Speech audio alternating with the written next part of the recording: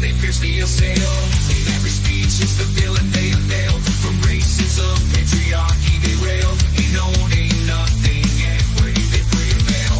Ushering in their Marxist utopias, the end game. The turmoil and strife they aim to overthrow the old, establish their claim. With the vision they abolish everything. They need capitalism for the pain of clever life. These are the four rules of the woke.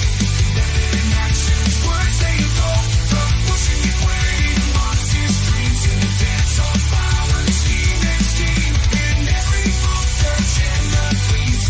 Remember, nothing's ever as it seems. So, it's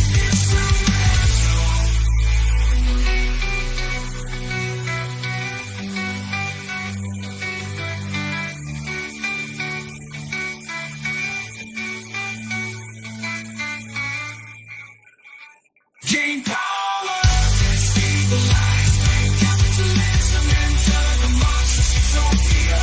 That's what they want, that's what they want. Abolish capitalism. These are the four rules of the woke. Embedded in actions, words they invoke. From pushing and weighing Marxist dreams in the dance of power, scheme and scheme. In every move, search and the themes. Remember, nothing's ever as it seems. So, it's true as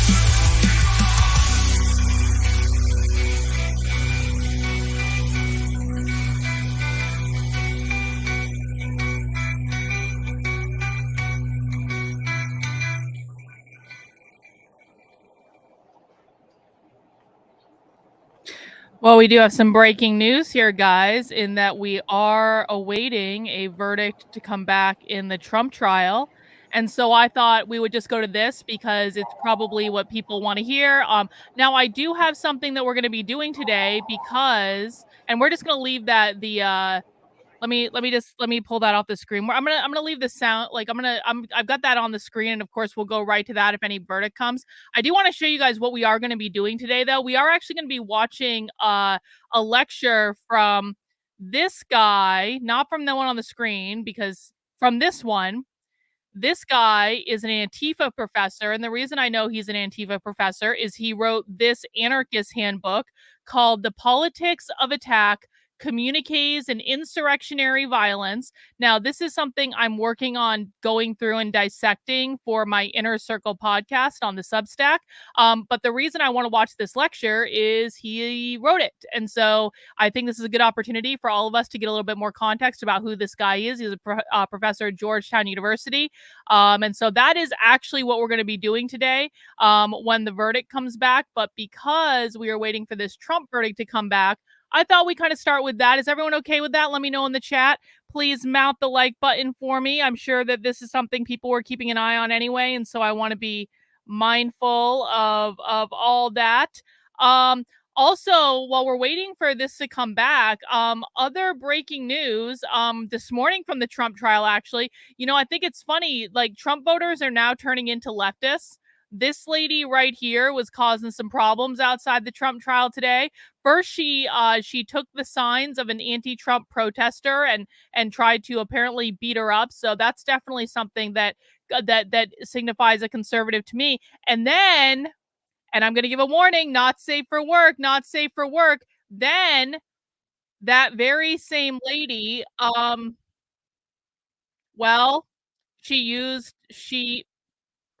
the same lady that was going after the anti-Trump protesters asserted herself in a manner that you can see. Anyway, seems like something's happening on video over here. I don't know if I'm going to pull the sound up again. I hope we don't have to wait long for this verdict, if I'm honest about it.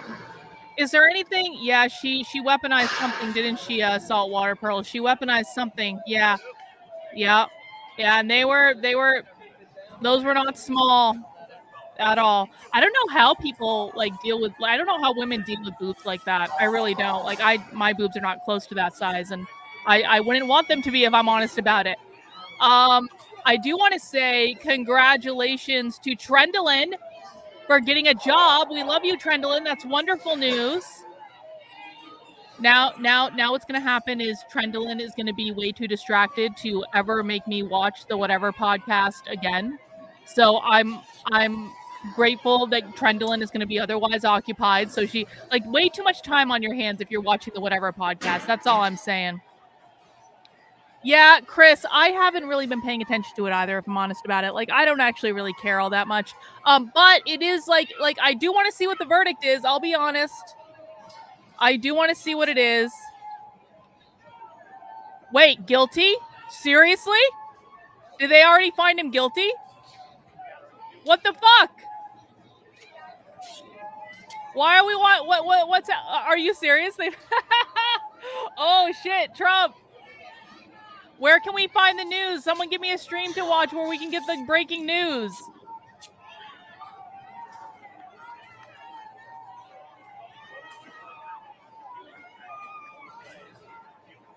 Oh shit, Trump.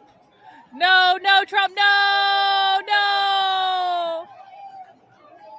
Let's see. Trump guilty on all counts. You're right. They found him guilty on all counts. Oh shit. Oh, Trump. There it is. Breaking 911 on Twitter. President Trump is now a convicted felon, guilty on all counts. Wow, Trump. Yo. Oh, it's already pinned at the top of the stream. Well, I guess we'll go back to the stream and see what's what. Yo. So what is the possible penalty that Trump is facing? Is Trump going to go to jail? Wow.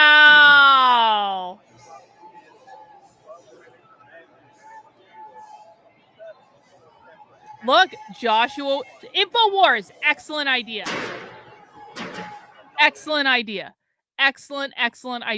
Nothing could go wrong with streaming InfoWars. Excellent idea. Where is the stream?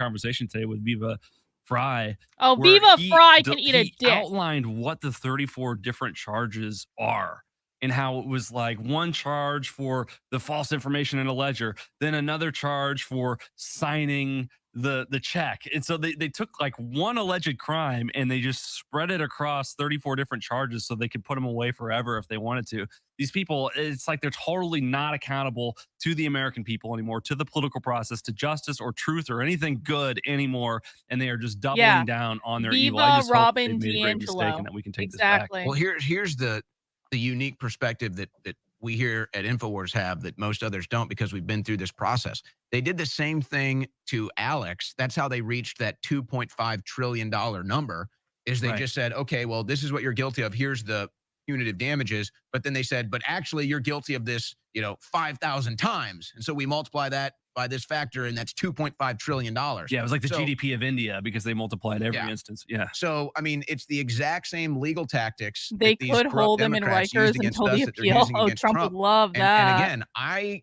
have sat in the courtroom. Wow. I've been in the Donald same Trump wrong is end of now that a convicted spectrum, felon, or and the he wrong still corner might of that triangle, become like Trump is president. today. When you realize the judge is against you, the prosecution is against you, justice never comes into the frame, evidence, truth was never a factor. It was always, we're going to get you.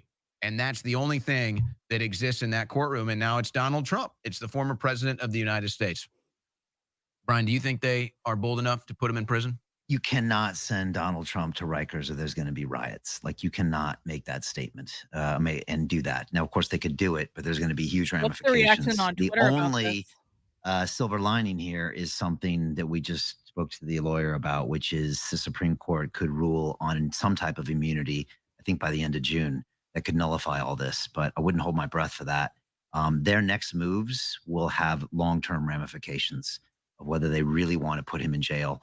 And I would say think carefully, but they're obviously not thinking carefully. Trump's And probably you guys going to have been raise through a this. ton of You know what money it's today, like to by see the way. something completely stacked. That's what this looks like. You talk about the source of the frustration. You talk about the source of the anger here. And for me, it's, we've been dealing with corrupt politicians my entire life, okay? Donald Trump is not the problem. Now, maybe let's even say maybe Trump's guilty of all 34 counts. And I'm not saying that's the case, but let's just say, even if Trump was guilty, so is Hillary Clinton. Yes. Hillary Clinton literally committed the exact crime. They filed ethics complaints against Hillary Clinton for using campaign funds to pay people off. That's an actual story. That actually happened. She never went to trial. Like $200, right? They had or something. They have a congressional fund. They have a congressional hush money fund. $22 million. And nobody from that goes to prison. On their end. But it's Donald Trump. So it's the double standard here. It's the fact that we've had the most corrupt politicians, maybe even in the world, here in the United States of America, but it's Donald Trump, the people's president, that they want to go after. Bob Menendez comes back to America with pockets full of gold bullion, cars full of gold bullion. Henry Kralar, same story. And do they go to prison? Do they have to sit in a New York courtroom for days? No, only Donald Trump. So I think that that's the real source of frustration here. And whether you like Donald Trump or not, or his policies or not, or his presidency or not, to me, that's going to be the reaction. That's going to be the source of frustration. That somehow the American people are supposed to believe that Donald Trump is the only person in politics to ever be corrupt. Of all the corrupt politicians we've had, the thousands in Congress and in the White House and everything else, but it's Donald Trump that they get. I love this to me, argument. That's going to be the source of frustration from the American people. I feel like that's my source of frustration here. Well, I'll tell you what. Hang on. Joe Biden can win campaigning from his basement. Donald Trump can win campaigning from. I just want to say, I love the argument that no one should care about this because it's not like Donald Trump is the only corrupt politician that's ever been in Washington, D.C. They're like saying Donald Trump was just like the worst hider of the corruption, and that's why he got found guilty. It's not like he was corrupt, but everyone else was corrupt too. From a jail cell. They have made a terrible. I'm going to refresh that to see if we can get the sound actually linked up with the. Have to remain peaceful and not fall for any of these false flag operations that I think might be underway. Brian, do you think? Yeah, I know, Beth. How do you feel about it? Thank you for the super chat. Realize that the times we're living in yet? I mean, this is truly so epic. It's hard. Well, it is true. I agree, Brooke. It's just funny. That's what we're witnessing here. I mean, this is how corrupt our country is. There's no other way to put it. This is the most corrupt time in American history. Do you think that the people get that now? You know, I had a guest on my show recently named Jim. Trump is probably going to raise a ton of money today, and it's something I'd never really heard sell a ton of t-shirts, in the history of broadcasting. Raise a ton of money. It's this concept of using the law now as an instrument of war, and that's exactly what we're seeing. And now we've seen really the first instant of that being successfully used. Trump always talks about the banana republics using these things, and now it's actually happening in the good old United States of America. Honestly, it's embarrassing. I live abroad. And when people look to us, they look at this as the place of freedom, the place of democracy, the place of transparency. And now we've just shown the world that someone with an agenda can now convict someone really just with the agenda. The justice system means nothing. I would say this is only going to widen the margin for Trump. And technically, he can be elected while being in jail. Well, yeah. And so as long as something doesn't happen to him to jeopardize his safety, you would argue maybe this is a net positive for Trump's odds of winning the presidential election. Whether that's palatable to us or not, that's probably a true fact. Wouldn't it be absolutely hilarious if they put Trump in jail and he didn't campaign at all and he still won? I think that might actually be best case scenario. And yeah, Gloria's making a great point here. The worst thing is that anti-Trump people are still going to be completely confused as to why people will still vote for Trump. Exactly. Well, they're more likely to vote for him now. Guys, put Trump's statement back up on the screen. I want to read this out loud. This was posted by Donald Trump on Truth Social moments ago. My civil rights have been totally violated with this highly political, unconstitutional, and election-interfering witch hunt. Our failing nation is being laughed at all over the world. I can only imagine what's going through his mind now as well. Guys, if you're just joining, we're doing some breaking news right now. We're going to get to the real show in a minute. It's crazy to think, but would they put him in jail? But I think that's kind of what we're wondering right now. Are they going to put him in jail? They're going to put him in jail, man. And we've made this mistake. They want it so bad. They're going to put Trump in jail. Here, yes, they are. We always think that one in the chat if you think they're going to put Trump in jail. Two in the chat if you think they're not going to put it's going to be reciprocated down the road, whether it's in our own lawsuits or litigation. If we show any goodwill, it's going to come back and they'll show goodwill on the other side.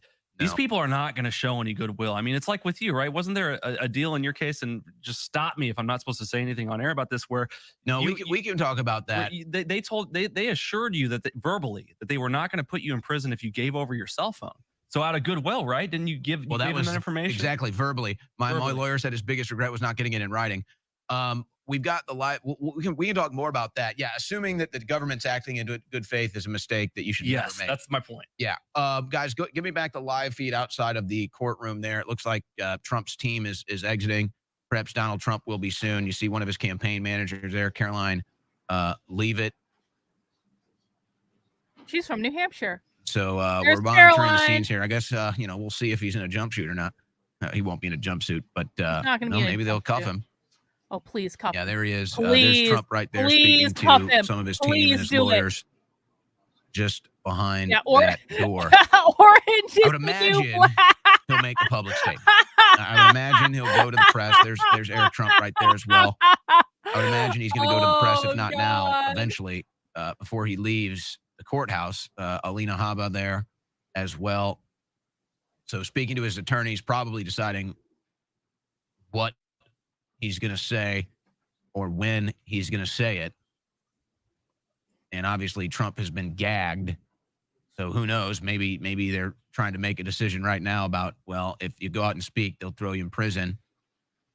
Okay, so Trump not cuffed, approaching the media now to make statements after being found Let him have guilty it, on Trump. all 34 accounts in Speak the your most heart, rigged, Trump. corrupt trial, perhaps in We love you, Trump. definitely modern U.S. history, Give us maybe all everything U.S. we're history. waiting Donald for. J. Come on. Trump. This is your moment. This was a disgrace. This was a rigged trial by a conflicted judge who was corrupt. It's a rigged trial, a disgrace. They wouldn't give us a venue change. We were at 5% or 6% in this district, in this area. This was a rigged, disgraceful trial. But the real verdict is going to be November 5th by the people. And they know what happened here, and everybody knows what happened here. You have a Soros-backed DA and the whole thing. We didn't do a thing wrong. I'm a very innocent man, and it's okay. I'm fighting for our country. I'm fighting for our Constitution. Can I say the Our whole N-word country on is being Twitter rigged now? right now. This was Like, done by the Biden With A, not R. administration No hard R. in order to wound or hurt an opponent, a political opponent. And I think it's just a disgrace. And we'll keep fighting. We'll fight till the end, and we'll win, because our country's gone to hell. We don't have the same country anymore. We have a divided mess. I'm pretty sure I We're a can. nation in decline, serious decline. Millions and millions of people pouring into our country right now from prisons and from mental institutions, terrorists, and they're taking over our country. We have a country that's in big trouble. But this was a rigged decision right from day one with a conflicted judge who should have never been allowed to try this case. I'm going to do Never. it. And we will fight for our Constitution. This is long from over. Thank you very much. I did it. I did it. I said it. I said the word on Twitter. Alex Jones. I won't say it in joining real us life, but in I'll say it on studio. Twitter, We're gonna 'cause get that's all the way- breakdowns that's the way- from that's this. the Trump rule. not in I can cuffs, say so words guess on that Twitter means I they're would not gonna never put say him in real jail life. tonight. Alex Jones, your first response. Well, this is real tyranny, and this is lawfare. I knew this was coming. And the judge thought maybe the jury would find him not guilty, so he said, just find him I guilty no had matter to. what. It's a special This day. is true war against our country. This shows they're going for absolute, totally broke, and that everybody is in extreme danger. We want to be peaceful. We don't want any responses that are violent. We're not going to do that. I would expect false flags. I would expect them to stage some things saying angry Trump did it, that they may have some mentally ill people. They may totally stage it. Think the Governor Whitmer situation. So that's where we are. I know we just launched the London Reel's big film about We Will Not Be Silenced. Hopefully, I We've got still that have to a talk Twitter about, but account by obviously the end you of guys this will give stream. analysis. You probably want to open the phones up for people's responses about this. But this is a historic situation that we are witnessing right now. This is the death of our republic in our face. Absolute total weaponization, but it's going to backfire just like all the fake indictments. But that is what these people are doing, and they are sick. I And did, there's Milo. nothing I that they stole won't your do. line. And this is just the beginning of their tyranny. We have the lawyers of America that believe they own this country at war with the people. They work for the globalists. George Soros has put over 1,000 DAs, over 20 of the U.S. attorneys, or of the state attorney generals are under his control. Most of the U.S. attorneys are under Biden's control, in fact, all of them. So this is war against the people. Owen, Brian Rose, you guys have a response to this. I'm going to be doing more analysis, popping back in as this unfolds. We'll open up the phone lines as well, and we'll skip a bunch of the breaks here too. We do have to take some breaks here, network breaks, but we'll skip the ones we can to get as much content in covering this and phone calls. You know, this is such a unpleasant reminder of how corrupt our country is, and I don't know how else to put it. It's a very unpleasant, rude punch in the face of just how corrupt our country is. I mean, it's to think that this is what they can do to anybody. They'll do it to Trump. They'll do it to me. They'll do it to Alex Jones. They'll do it to anybody. And they just don't care, folks. I mean, this is not the Republic. This is not justice. I'll DM the really, I think twins and get a pass. It's a sinking feeling. I have a sinking feeling in my stomach, Brian. I don't know about you. It's a sinking feeling to know that we have these types of people, corrupt people like this, that are willing to just destroy everything. You know what? I was thinking Yeah, I'm just earlier looking at some today, of the faces on the street there, and you see. I was thinking earlier today, I was like, I wonder if I can tweet Hitler went to heaven now without getting in trouble, because just no one cares what I say anymore. Like I got in trouble for that already, and they already did their worst. And so I was wondering, I swear to God, I almost did this earlier. I was like, I wonder if I can just tweet Hitler went to heaven and no one would care.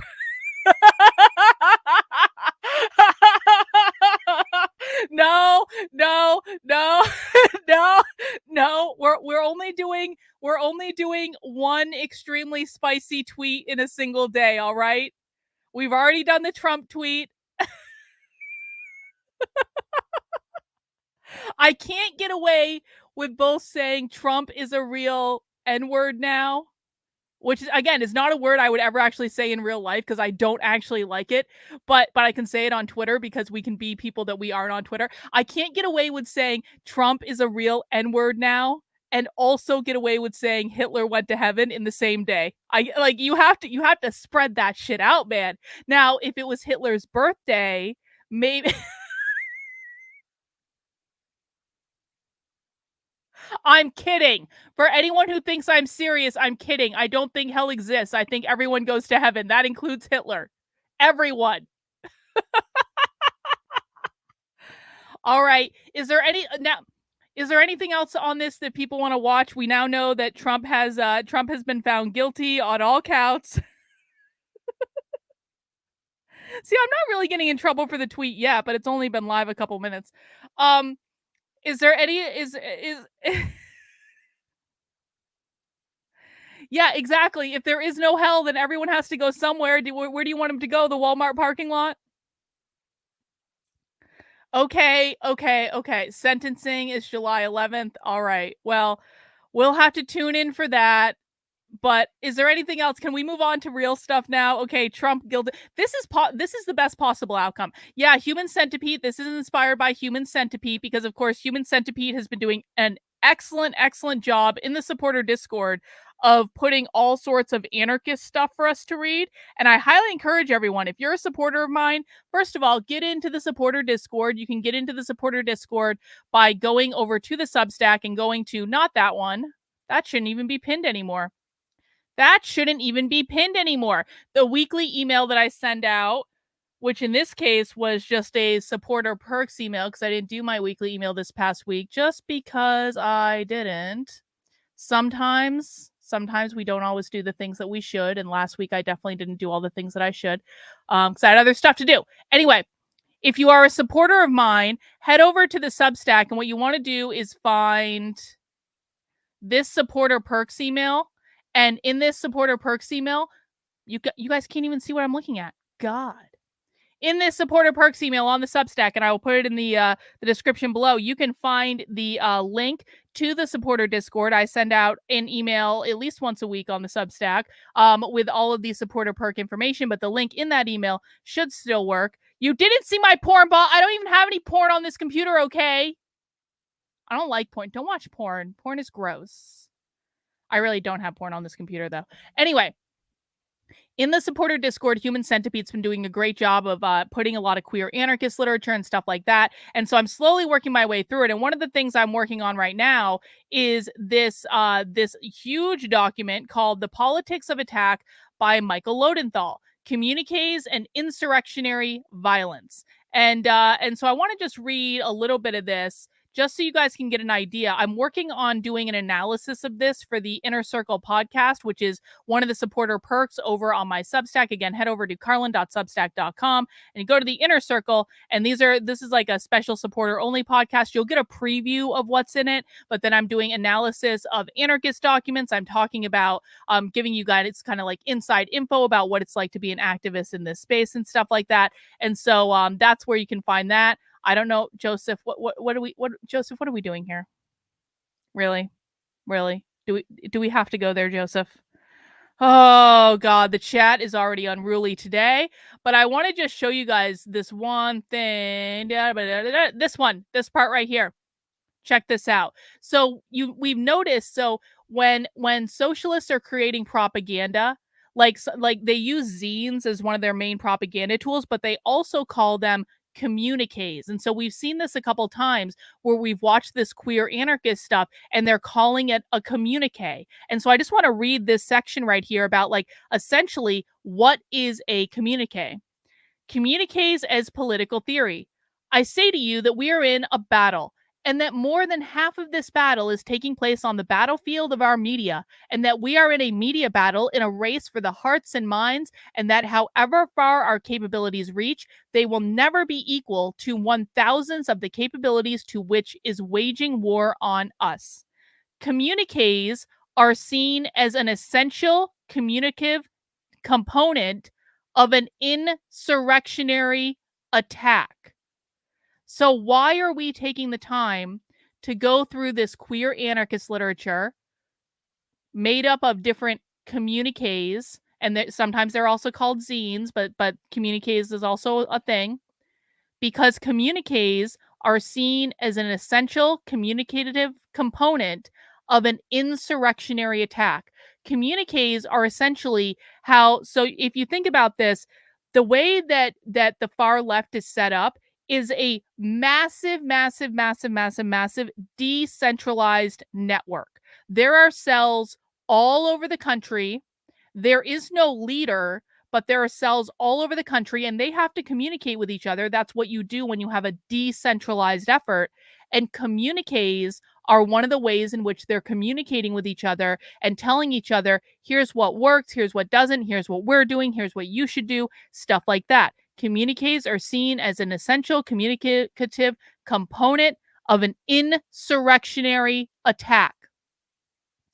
Following each incident of political violence, from a broken bank window to an assassinated nanotechnologist, the act is explained, infused with meaning via a text meant to expand the discourse on the revolutionary struggle. So essentially, they're using communiques as a way to do like an after action report. Here is what we did.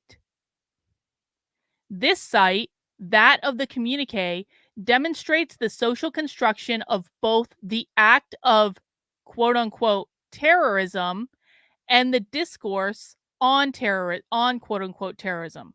So it's talking about the act that they committed, and they're specifically saying they're specifically referencing to that as like quote unquote terrorism, which I also think is interesting, and the discourse, which is the commentary around the act. Both the event, the attack, and the object, the communique, are socially constructed phenomenon serving to apply meaning and context for a wider audience.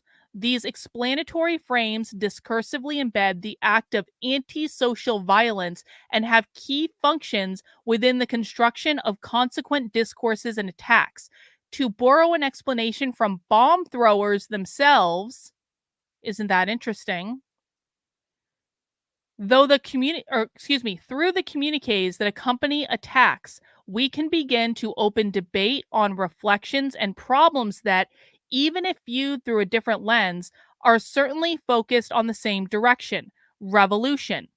So what they're saying here, This is a really flowery way of saying that after they commit one of their attacks, like they vandalize the office of the president of the University of California, they take over a building on college campus and decolonize it, they stage a protest, they go outside the president of the university's house and yell for a little while.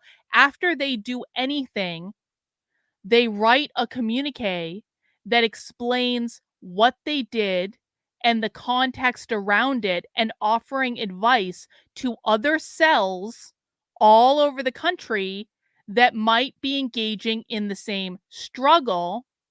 And struggle, of course, means revolution. Does everyone understand this? This is how you coordinate efforts across a mass of decentralized little collectives that are all over the country. People ask all the time, who's the leader on the left? Who's the leader on the left? Who's the leader on the left? And then they all think, it's Soros. No, it's not.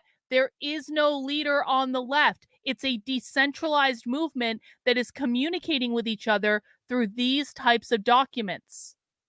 Does everyone understand this? This is really, really, really important. Such requisite revolutionary discourse following bombings against targets that serve Dominion typically takes the form of a written communique posted and circulated through a network of websites. So they're writing down what they did, and then they're circulating it to other cells all over the country through a network of websites. The Anarchist Library is one of those websites. They also have all these other message boards too that are like they're anarcho-communist places where they're putting this material. These websites form a repository for the collection of communiques and the establishment of a corpus. This communique corpus constitutes the central data for this book and discussion. So this book that I'm working on analyzing for the Inner Circle podcast is filled with these communiques, the politics of attack. This is the manual for the insurrection. And this is a book that is brought together by Michael Loadenthal. And you can see there are all sorts of other people involved in this, all sorts of other professors involved in this. And it's a really long document, and we're not going to get all to it in one podcast. It's going to be broken up into several different things because this is a big thing. But one of the things I wanted to do, yes, and this is a great note too. If you guys are finding like anarcho-communist stuff like this, go put it in the Discord. We have a special thread for it in the Discord, so you can go put it there so we can have all this stuff in one place. And I'll get to like analyzing it publicly as soon as I can. It's been a little crazy lately with other stuff going on, so I apologize for being a little bit off the ball, but at least we have it all in one place and can work our way through it. So this is what I'm working on for the Inner Circle podcast. But what I want to do is I want to get to know our friend Michael a little bit better. Now, sadly, there aren't that many speeches that I can find of Michael's that are like the full speech, but I did find this talk. Now, this is about over 3 years old, okay? This is from January 12th, 2021. So this is an older video, but I want to get a sense of who our new friend Michael is. And so I thought we would watch this talk. At least at this time, Dr. Michael Loadenthal is the Executive Director of Peace Studies and Justice Studies Association at Georgetown University and the Executive Director of the Persecution Project, and serves as an open source intelligence investigator and social movement trainer on security and defense. Okay, so we're going to watch Michael today. And now remember, this was right after January 6th. This was less than a week after January 6th. Okay, so we have to make sure we're framing our reference for the time period that we're watching. But I do think I want to hear him talk. I want to hear him, and there are chapters in this, so we can kind of get a little bit of a preview of what he's going to talk about. He is going to talk about Marxism in this, what he does, organic intellectualism, essential works of Marxism. Have you ever been to the Anarchist district in Athens? Infiltrating and disrupting far right networks. Principles of nonviolence. what is a dog whistle, the white power sign. So we've got a lot of stuff in here, but really I just wanted to hear him talk and get a sense for who he is. And I hope that's okay with everyone, because that's what we're going to be doing today. And if you don't want to watch it, you don't have to stick around, I guess. But that is what we have on the docket, guys. As a reminder, do head over to the Substack. If you do want to support the work I'm doing, sign up for a membership for $8 a month, $80 a year. Like I said, I am working on a series for the Inner Circle podcast. That is going to be a subscriber only perk about the full politics of attack document. I'm working on breaking that down. So I appreciate everyone's patience in that, but that will be going up on the Substack. I will also have another episode of the Actively Unwoke podcast coming either today or tomorrow, to basically give you guys tools that you can share with other people to help break down the ideology of the woke left and stuff like that. So if you want to support the work I'm doing and keep me in business, because I am 100% funded by you, head over to the Substack, Carlin, KARLYN.substack.com, and sign up for a membership of $8 a month or $80 a year. And I really do appreciate it. Also, if you have not yet seen my How to Speak Socialist class, part 1, level 1 and level 2, that is available excuse me, on the homepage of the Substack right now.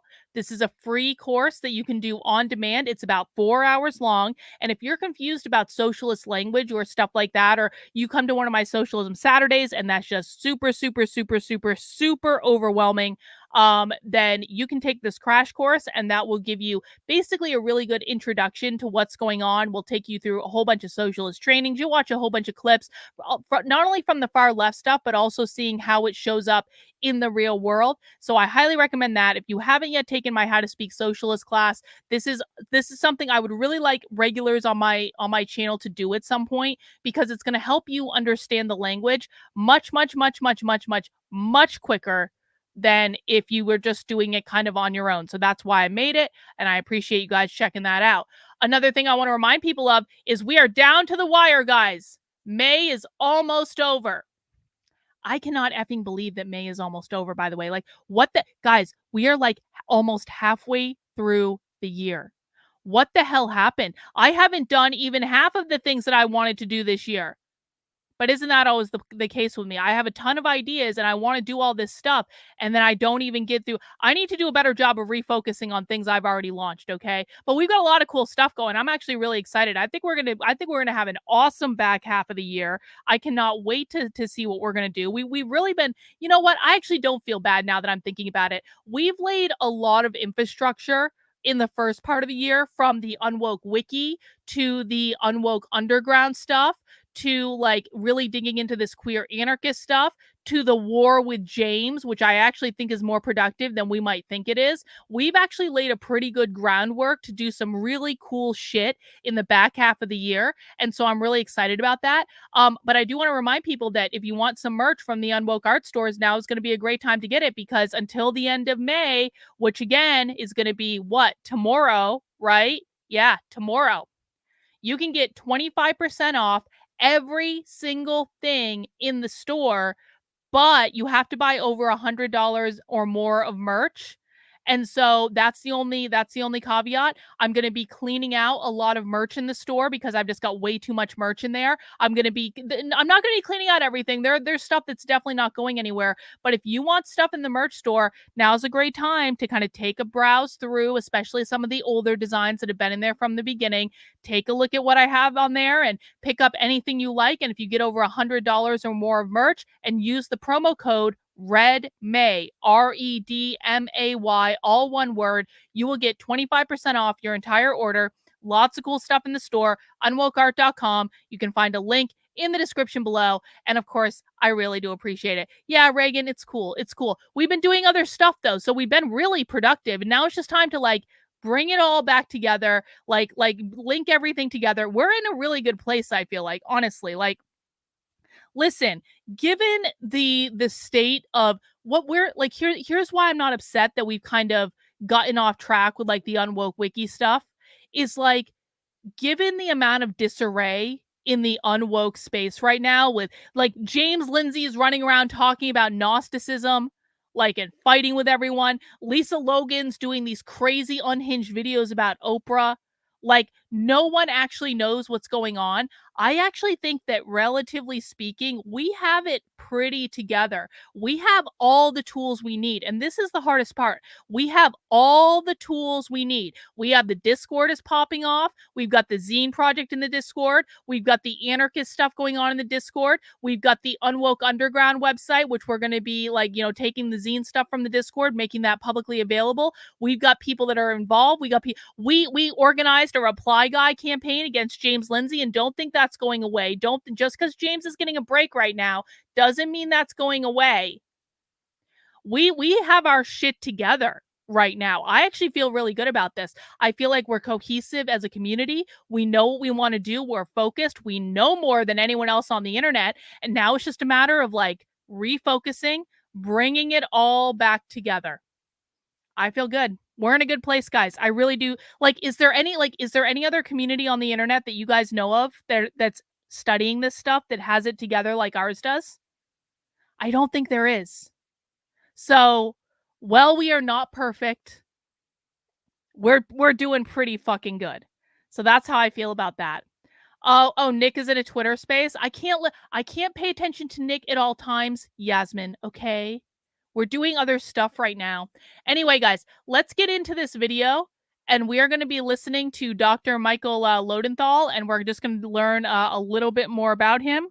And please mount the like button for me. Remember, this was 3 years ago. We're listening to this to learn about Michael's perspective, who he is, what language he's using, stuff like that. So that's our purpose right now. Let's get this party started.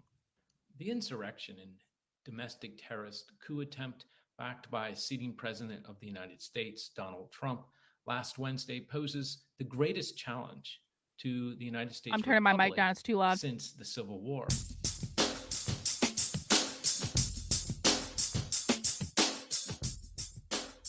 That challenge is confronting whether or not our republic, our democracy, can survive with these anti-Semitic armed militia groups, radical Christians who seek out to do the bidding of a bully, which is in fact a very fascistic moment, a moment that it'll be interesting to see whether or not the response to it, short and long term, will be sufficient to preserve the republic.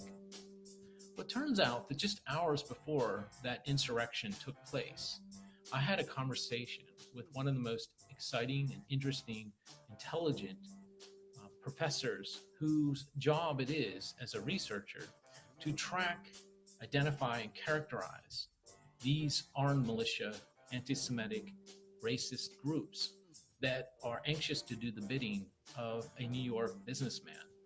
So I'd like to invite you to listen in and to learn interesting and illuminating ways the research that Dr. Michael Loadenthal has done. He did his PhD in conflict analysis and resolution and has taught courses in security, cybersecurity, tracked social movements at such places as Miami University, Georgetown University, George Mason University, University of Cincinnati, and others. He is, in fact, the executive director of the Peace and Justice Studies Association based at Georgetown University and the executive director of the prosecution. Can I just say this? Okay, this is really, really, really, really, really inappropriate. Can you imagine having sex with this guy? That's like all I'm thinking. While I'm like looking at him with like his fucking hair and these little tiny glasses, and I'm like, can you imagine having sex? Like, no. I used to be attracted to stuff like this. I can't.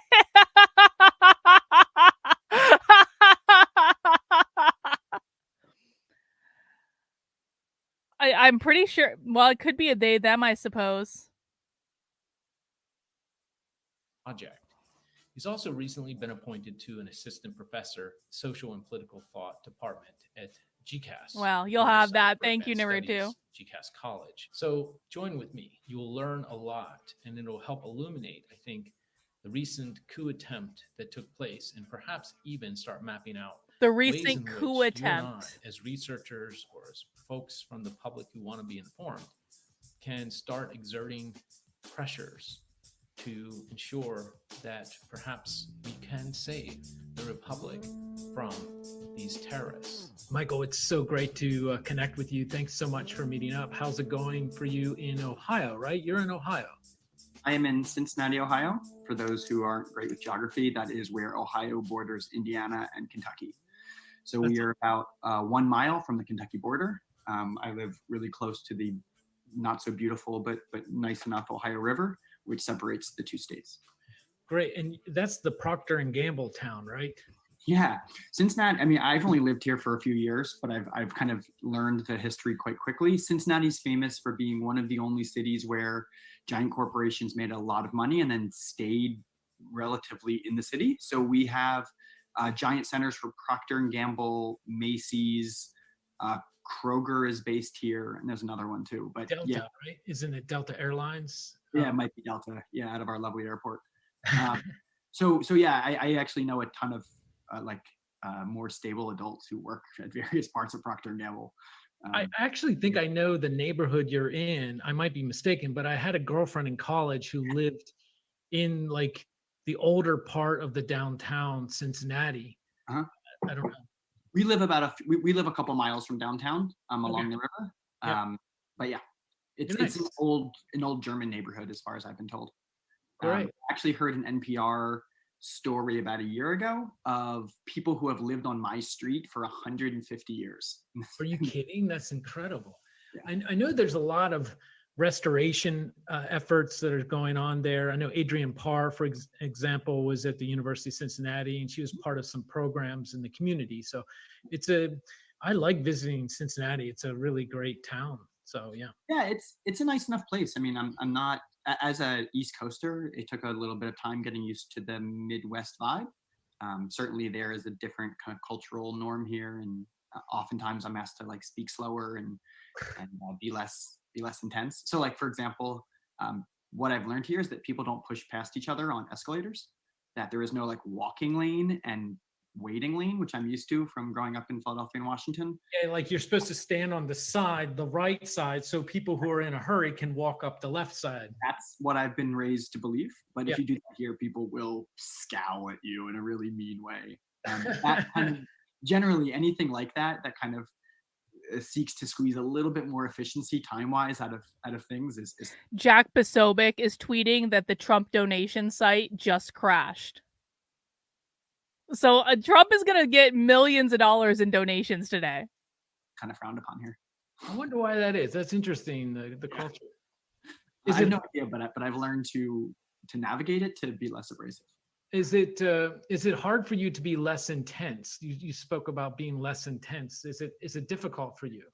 It is. I mean, since I was like a little kid, I've always been told I talk really fast. I'm intentionally speaking slowly now, but that I speak really fast, and that my brain works a bit faster than my mouth, and so I've Does always it get you into trouble sometimes? it got me in trouble a lot as a kid. As an adult, it's sometimes seen as charming. Yeah. Not always, but certainly as a kid, it got me into trouble. I think a fair bit. I was always the kid, where you go into the parent-teacher conferences and they're like, Michael's doing really well in his classes, but yeah, he's a little chatty. And I'm Were like, you around when the Ritalin, ADHD stuff was hitting? thankfully, no. I'm 37, so thankfully, I mean, I was around for it, but I was a little bit too old for the overdiagnosing. I think my partner and I have talked about this a lot, because one of my daughters is exactly like me in that sense. Yeah. And I said if I was raised, a couple years later, I certainly would have been over medicated with Ritalin and Adderall and told to shut up. But instead, I was tracked into a gifted class and given different assignments. And How are you dealing with your daughter? Are you dealing with that through maybe pharmaceuticals, or are you dealing with other strategies? What's your take on it? I mean, we're trying a lot of different things. I have 4 kids. They're all really different. But the daughter I was speaking of specifically, I think, has a lot of that intensity about her, and we're trying. I mean, neither of us are psychologists, and so a lot of it is trial and error. I don't think enough parents can admit that, but that's totally what parenting is for I think most people that I've met. So yeah, we've been trying. Yeah, I don't even know what you'd label them, but we've been trying. But no, we're not going the pharmaceutical route. Nice. Yeah, we can talk about that. What's your wife or your spouse do, and how long have you been married? Jennifer, my partner, is Not a wife, professor partner. of anthropology at Antioch College. She's actually the entirety of the Department of Anthropology at Antioch College, which is a small liberal arts college about an hour from here. Nice. In Yellow Springs. Known famously, well, it's known for a lot of things, but it's known most recently as the site where Dave Chappelle does his outdoor stand-up things. Oh, wow. That's where we are. Have you ever seen that? I have not seen his show. I've seen him hanging around in town. Wow, that's incredible. Yeah, he's a townie, so he just kind of hangs out there. And it's Yellow Springs, Ohio. It's not a big place. It's this weird little, if anyone hasn't visited and has the ability to, it's a weird little hippie, kind of lefty, progressive village in a not so hippie liberal state. Yeah, it's like the Austin in Texas or something like Yeah, that. it's sort of like Austin, but it's not a city, it's a tiny town. Yeah. Oh yeah, so she's the she's a professor of anthropology there, focusing on race and critical race theory. Does a lot of prison justice stuff, which is a really interesting way her and I our work connects. Critical race theory professor wife. We have been married for this will be our 10th year. Wow, 10 years. That's a good chunk of one's life, especially when you're under 40 like you are. Yeah. But I understand that Ohio has the most liberal arts colleges of any other state in the United States. Yeah, someone else said this to me, and I don't know that. But Absolutely, one of the many jobs that I do Absolutely.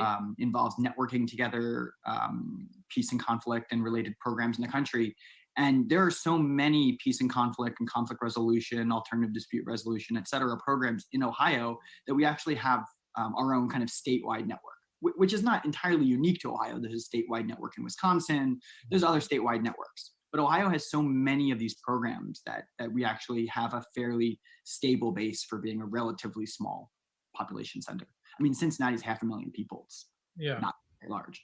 Yeah, but they have a baseball team, which is like huge. But and a football team, the Bengals, right? Something like that. Yeah. No, I mean, I know they exist, but that is as I can tell you. I bring up the whole liberal arts thing because my son just graduated from Kenyon College, and that's down, I guess, in your neck of the woods, right? Something like that. But anyway, so I think so. Yeah, anyway, like I said, I'm kind of new to them. I feel like, I mean, I've been here. My oldest daughter is 8, so I've been here for 6 years. That's how I always do the calculation. Yeah. And yeah, I mean, in the 6 years, it really doesn't feel like 6 years. So I really still feel very much like a visitor. And so, yeah. Looks like you have a friend in the room there behind you. Yeah, this is Wallace. He's Wallace. He is one of the many creatures that my society God. has created. This guy would have a fucking dog that he named a people name like Wallace. Like it's not the dog's fault he's named Wallace. I'm just like saying, like, this is the only type of guy that would name, like, if you're gonna give your dog a people, like this is like giving your dog a people name like Michael or Christopher or something like that. Wallace. And then discarded. So we huge. found him. He's so huge. He's like a horse. 50 pounds. And pounds? And I'm 6'1", and he comes up to my above my waist. Wow, I'm pretty short, so he'd probably be taller than me. Yeah, probably. And he spends most of his day like this. Oh my gosh, how charming is that? Yeah. Apparently, people say this is the first Great Dane I've ever met. But people say there's a thing called the Dane lean, which is this, where they just kind of lean on you. We once took our dogs to this thing. There was like a dog carnival that was happening in Massachusetts, like an hour away from us. And basically it was it was like actually like a massive carnival where like everyone brings their dogs and you can go around and you can do dog obstacle courses. And there was a dog fashion show and there were all these like tents for dogs and things like that. So you go to this place and there are just hundreds and hundreds and hundreds of dogs running around, and it was like the best thing ever.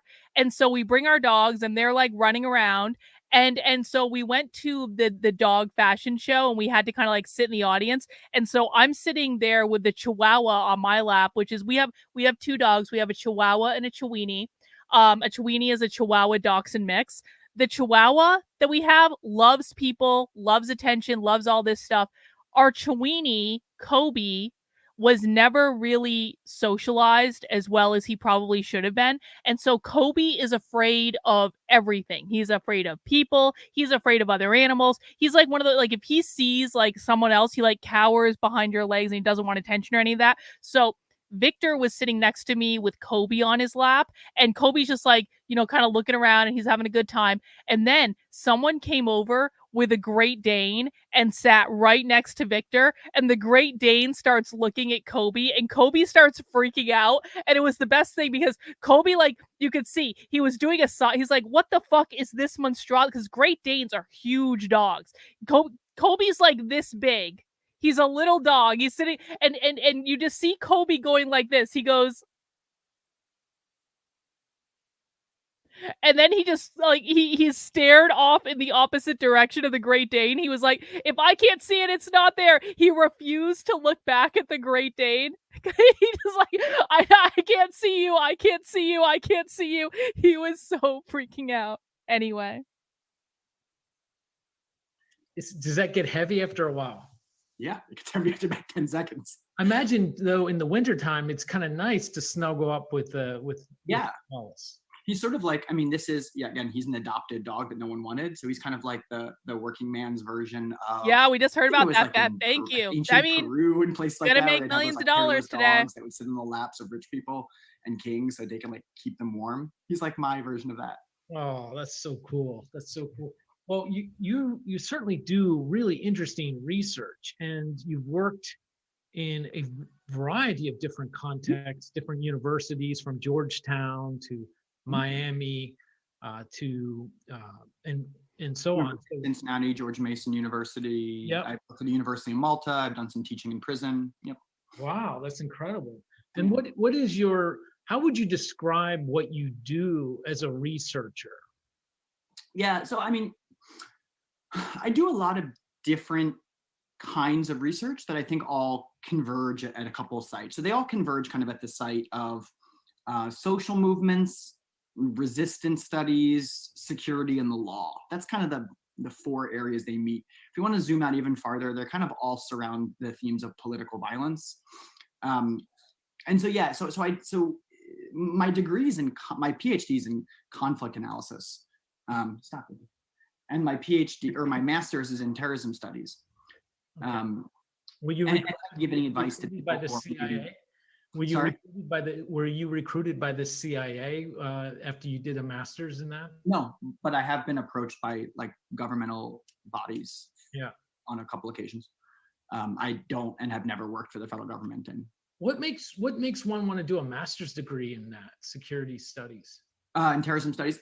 Well, it's actually funny. So I went to I'm trying to think of how much of this story is relevant. Okay. Well, let's hang on.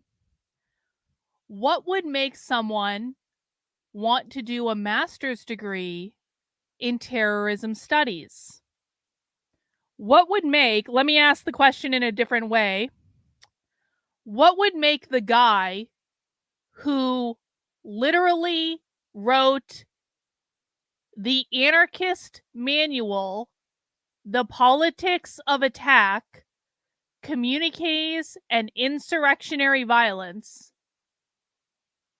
what would make the person who wrote this book want to do a master's degree in terrorism studies?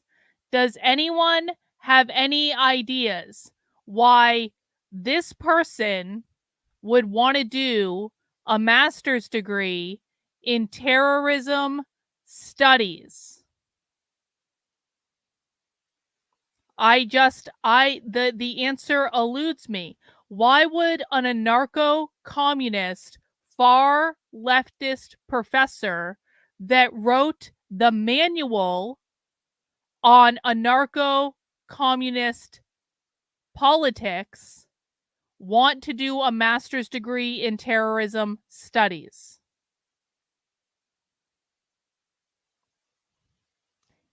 Seems to me like he may have had some pretty explicit motivations for doing that. Maybe someone who wants to learn how to stage an effective coup would want to do that. Seems to be a pretty relevant degree to me, considering this. And he wrote this book. This was in 2017, I think. What's the date on this? 2017. He wrote this book 4 years before the conversation he's having now. Yeah. Yeah. Exactly. Uh-huh. Exactly. Now let's hear what he says. He's obviously not going to come out and say, I wanted to be an Antifa terrorist. So the very short version of a very long story is that I was doing work abroad, and the government that I was working in proximity to did not want me there anymore and asked me to leave the country. Okay. And so I was kind of stranded and trying to figure out a quick life move, and I knew I wanted to do a master's degree. So I looked into where I could do a master's degree starting a few months later without having to take the GREs, because I didn't have time to like schedule the GREs. And one of the programs that I found, which really fit well, was the program on peace and conflict resolution at the University of St. Andrews, which I believe is the oldest English language university in the world. It's been operating since the 14th century, I believe. Wow, that's incredible. Yes, Yeah. because Oxford and Cambridge would have been in Latin at that time. I think so. Yeah. So I applied to the University of St. Andrews. I also applied to the University of Oslo. I got into both. Yeah. The people at Oslo sent me back a lovely letter saying, here you are, we're going to offer you a full ride. FYI, it costs about $80,000 a year to live in Oslo. So you have to basically put $80,000 in escrow to show us that you're not going to be destitute when you get here. And I said, okay, that's not a viable option. Yeah. And so I went to University of St. Andrews, which is a lovely, lovely university in a tiny little town on the coast of Fife. And I started taking classes, and within a few days of taking these classes in peace and conflict studies, I really didn't like it. It was what my undergrad degree was in, which I really enjoyed. I did my undergrad degree in international peace and conflict resolution at American University in Washington, D.C. But when I tried to do a kind of continuation of that course of study in Scotland, I really didn't like it. It was very state-centric. It was very much, if you want to work on development, here you should work through the World Bank. If you want to work on security, here's NATO. And it just wasn't really what I wanted to look at. I really wanted to look more at security and social movements. And that's what I'd been looking at for a long time. As an undergrad, I'd been very interested in kind of armed non-state actors. I had done some ethnographic work with Zapatistas in Chiapas, Mexico, with Palestinian militias and the Palestinian West Bank, and some other kind of armed movements like that. And so when I had the opportunity to kind of shift kind of rapidly at St. Andrews, I learned, and to be honest, I didn't know at the time, but I learned really quickly that they had one of the world's most respected programs in terrorism studies. I probably at the time didn't know that terrorism studies was even a course of study. Although I had been studying terrorism and asymmetric violence for a long time, I didn't know you could get a degree in that. And so I just transferred from the conflict resolution program into the terrorism studies program, which was weird. I mean, I was certainly like the only person left of center in that program.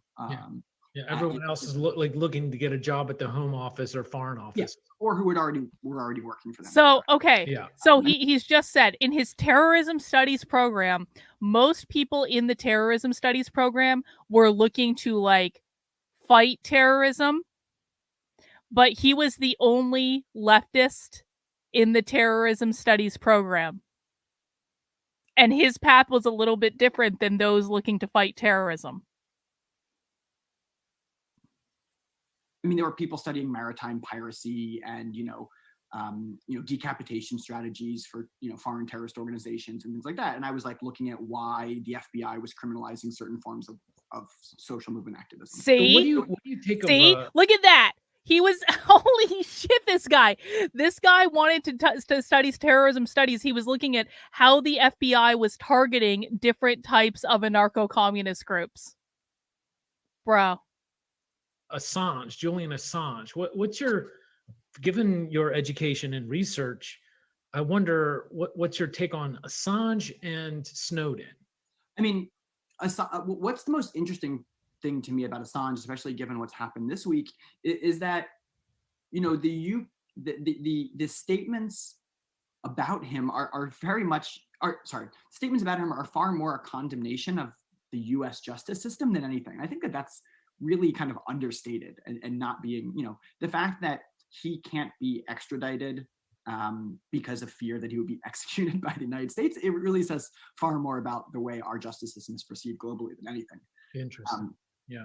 And you know, the information he provided aside, I think it's a very interesting reminder of how this nation is perceived globally. Now Snowden's contributions, I think, are really, they're amazing. You know, the work that he has allowed people like myself to look over, right? The leaks that he's allowed us to map has been really instructive. Yeah. The fact that he's kind of captured the public consciousness, I mean, partially because there's been movies about him, he's, you know, young and he's white and he's, like, you know, handsome, and people can kind of find him charming. All of that's worked in his favor, and people have really, I think, internalized a lot of the messages, right? The notion of, you know, we used to be at a point where if you did something bad, the government would look at you, right? That's how we always understood surveillance to be. To sometime in the last, you know, century, it is shifted to ubiquitous mass surveillance, that everyone's surveilled all the time, right? And it's kind of Foucauldian panopticon, and you know, if that information is useful down the line, we'll use it, and if not, you'll just go your life being surveilled and ignored, right? The notion of targeted surveillance versus mass surveillance. Yeah. What do you mean by Foucault's panopticon? Foucault. Right. So Foucault has this theory that, you know, there's two different forms of ways in which the state maintains its monopoly on violence, ways in which the state maintains its power. And it either punishes people, right? So if you think of the power of the monarch, right, monarchical power, when the monarch wanted to remind people that regicide or, you know, anti-monarchical activity is bad, he would, you know, take you to the square. Bot, have you gotten a career update from our friend Dr. Michael Loadenthal? Is a visiting professor of sociology and social justice at Miami University of Ohio now, as well as the executive director of the Peace and Justice Studies Association. I think we already knew that. Thank you, Bot. Chop your head off and put your head on a spike and say, like, hey, look, this is what happens when you... As a reminder for people who are just joined, this is from January of 2021, so this is about 3.5 years old.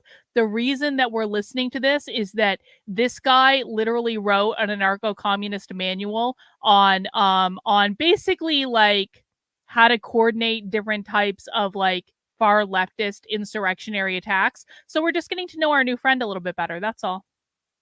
You know, disobey, and then Thank everyone you, sees the head on the spike, and they're reminded, and you know, and then the notion that, you know, and again, this is based on Jeremy Bentham's notion that eventually, you know, the prison guards no longer needed because prisoners police themselves. But you know, in Foucault's logic, there reaches a point in which the state no longer finds it politically expedient to keep chopping people's heads off. Why? Well, because they're seen as tyrannical and they're seen as, you know, not your friend. And so what they do is they kind of work to remind you of the potential consequence, right? So at the point at which you know that, you know, Foucault says something like, there's a point at which we can embody the potentiality for punishment, right? I always explain this when I explain these kind of theories to students. I say, like, you know, if you're driving in your car and you're sober and you have a valid license and valid insurance and all these things, and you look in your rearview mirror and you see red and blue lights, right? You feel something internally. You feel some physical discomfort, even if you've done, you know, for lack of a better word, nothing wrong. And the reason, according to, you know, to put words in Foucault's mouth, the reason you're feeling that is that you've embodied the potentiality of that punishment, whether it's the interrogation or whether it's, you know, actual violence from police. And so this notion that there becomes a point in the social order where we no longer have to keep chopping off the heads. Instead, we just have to kind of remind you that heads can be chopped off, and then people, you know, fall in line. And so, I imagine that's even more heightened for people, minorities, people of color. Of course. Yeah, I mean, the degree to which the state will enact violence upon your body very much varies depending on citizenship, race, class, all sorts of things. I mean, if we're talking about the Snowden, you know, leaks specifically, we can see this playing out, you know, really well in terms of citizenship, political ideology, et cetera. And so, going back to Snowden, what he did, which is really interesting, is that he reminded us of that. He reminded us that we're all under surveillance at any time, right? It doesn't take the commission of a crime to kind of bring you to the government's attention. And without getting technical, what he revealed, which is most damaging, is that if you think of the internet very, very broadly, right, all digital communication is kind of this spout, right? That the National Security Agency has basically found a way to put a tap at the most base part of the spout, so it gets everything before it goes out. And this is in coordination with AT&T, Verizon, Comcast, etc. And so again, I think that's really, he has lots of contributions, but that's really one of his contributions, to remind us that everything's just being sucked up and put away, right? And so, in one of my other jobs teaching kind of digital security, I kind of begin from some of these premises and saying, the notion that you have nothing to hide is not really the point. The notion that you don't want a permanent record of every conversation you ever have over text message is more to the point. And to what degree do you think that helps shape the practices and habits, not just of our bodies, but also of our minds, our psychology, with that surveillance that you're mentioning Snowden brought to the light of day? Again, to use Foucault's notion, the idea is once we become acutely aware of total surveillance, right, of panopticonal surveillance, and we could talk about the prison and Bentham if you want, but yeah, once we that's are a really great point. Comfortable, aware of the fact that we can be seen from any vantage point, then there's no longer a point to watch us. So this is the notion of, I don't actually need a CCTV camera in my house. I just need that little sign out front that says "Smile, you're on camera," right? And Thanks, Jan. That's the simple way of explaining it. So I think that if you're talking about Snowden, right, so there's a couple theories here, right? Does the NSA surveil everyone all the time? Does the NSA want us to believe that everyone is surveilled all the time so that they self-police? Or is it somewhere, between those two? Does it affect people's psychology to think that they could be under surveillance at any given time? 100% it does. I think it teaches people to self-police. Yeah. And again, in the communities I work in, right, broadly defined, let's say anarchist or anti-fascist communities of people doing organizing. Wait, did he just say that he works in anarcho-communist and anti-fascist communities that are organizing? Is that what I just heard?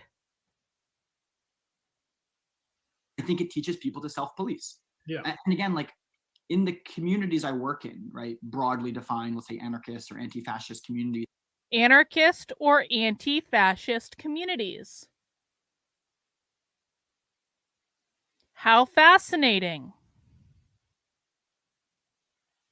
Of people doing organizing, the discussion of ubiquitous surveillance is common, right? Wait, look what Bot just found.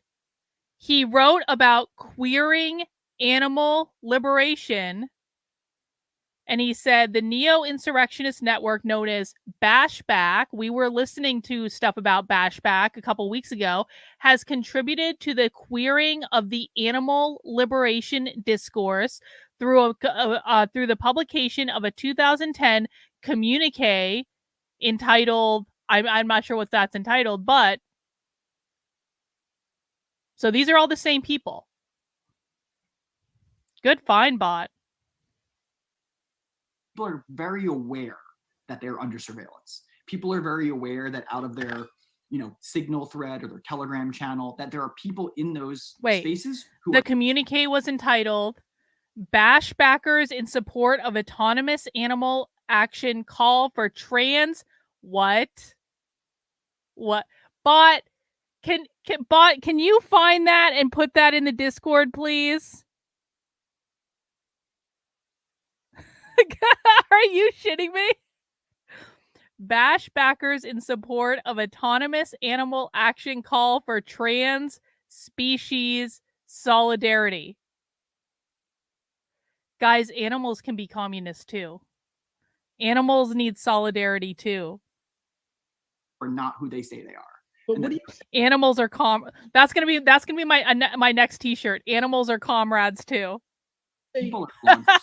But Michael, what do you say to someone who says, well, if you don't do anything wrong, you have nothing to worry about. What's your position on like somebody, you know, somebody That's who's foolish. just paying their taxes and going through life in total obedience That's to the so status quo, which foolish. we know over time disfavors greatly certain people on the margins and so on. And over time, those things can be taken advantage of. For example, the Electoral College, how the Republicans gerrymander and use the Electoral College to actually get office holding positions. Right. I mean, for one, is that security and privacy, which are different, but security and privacy are not privileges afforded to people who commit crimes. Like that notion has really been baked into our brains that, like, you know, you're only deserving of this, or you only need this if you commit crimes.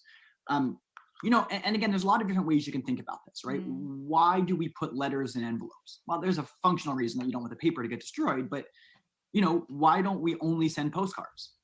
Not because we're criminal conspirators, but because we want a certain modicum of privacy, right? You write a love letter to your whomever, you don't necessarily want that on a postcard, not because what you're saying is criminal, but because you expect a modicum of privacy.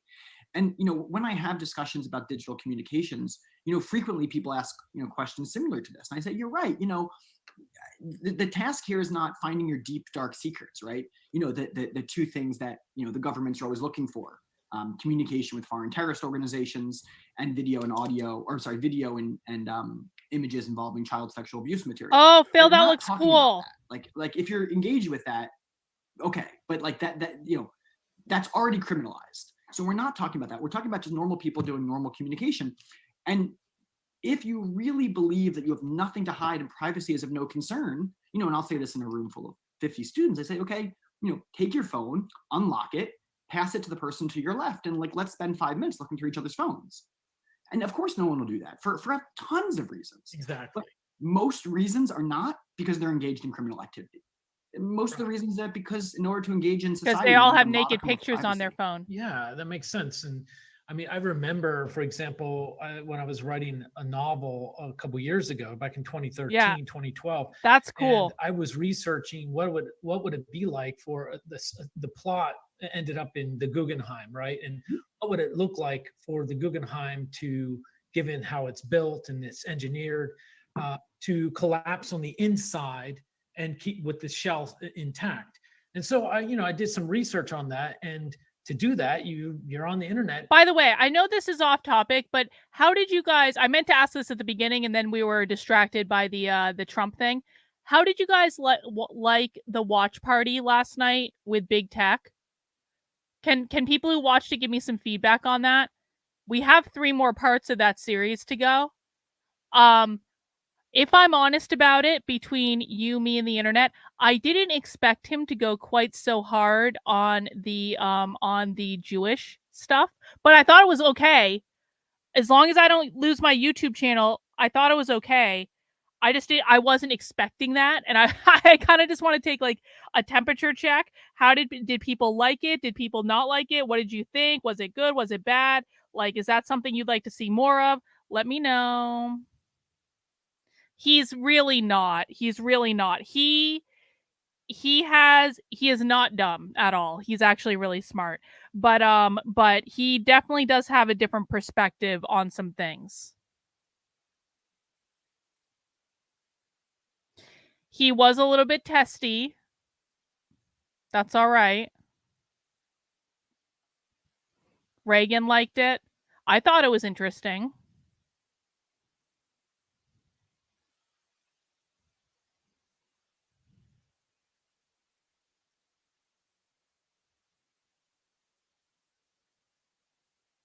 You didn't like it. Well, I mean, and to be clear, we are going to do I mean, as long as he wants to keep going, like, we are going to do the other parts of it, but of course, not everyone has to watch.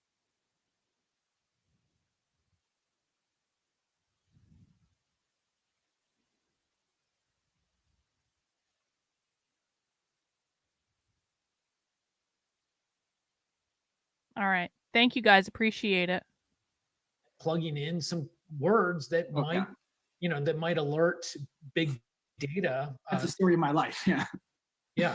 Yeah. Like, I mean, and it got to me. It actually got to me. Like, why can't I, as a novelist, write something like that and then do somewhat of an investigation, do due diligence so the reader's not insulted, But to be able to do that could put you into jeopardy in some way. And so as a strategy, and this is maybe useful information, we talk about securing information, encrypting files and encrypting communications, et cetera. But really the strategy that I always advocate to people is not to create a dearth of data which has to be secured, but to find ways to create less data. Well, I don't think, sounds like he believes all Jews are part of some conspiracy. That's why I try to be really specific and say, like, it's not everyone, it's some. And he understands. I know he understands that, but he was, I understand why you have that perception, I guess. Come on, get off the screen. There we go. And so, for example, Google, as we all know, Google as a search function saves your search history and uses it for all sorts of reasons that I don't want to get into, but are they range from helpful to profitable. There are search engines like DuckDuckGo that, for example, don't save that history. So it's not that you create this metadata with Google that then you have to. No, protect. hang on. You should not. Hang on. Don't say that. Because, first of all, I've actually had to deal with those no white guilt assholes. And I have been talking to Big Tech for a little bit now. He's really not. It's not the same thing in any way, shape, or form. So, I mean, you're entitled to your opinion, Rottweiler, of course. And of course, I have nothing but respect for you. You're like a great contributor and all that stuff. But I personally really disagree with this. I would not put him and them in the same league.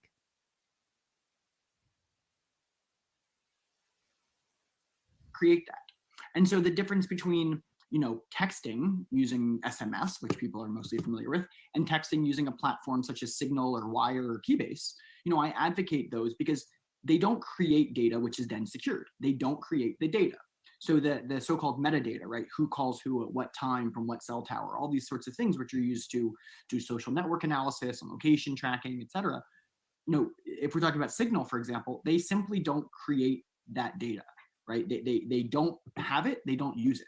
And so generally the strategy, I think, is just to be less, leave less breadcrumbs everywhere. Yeah.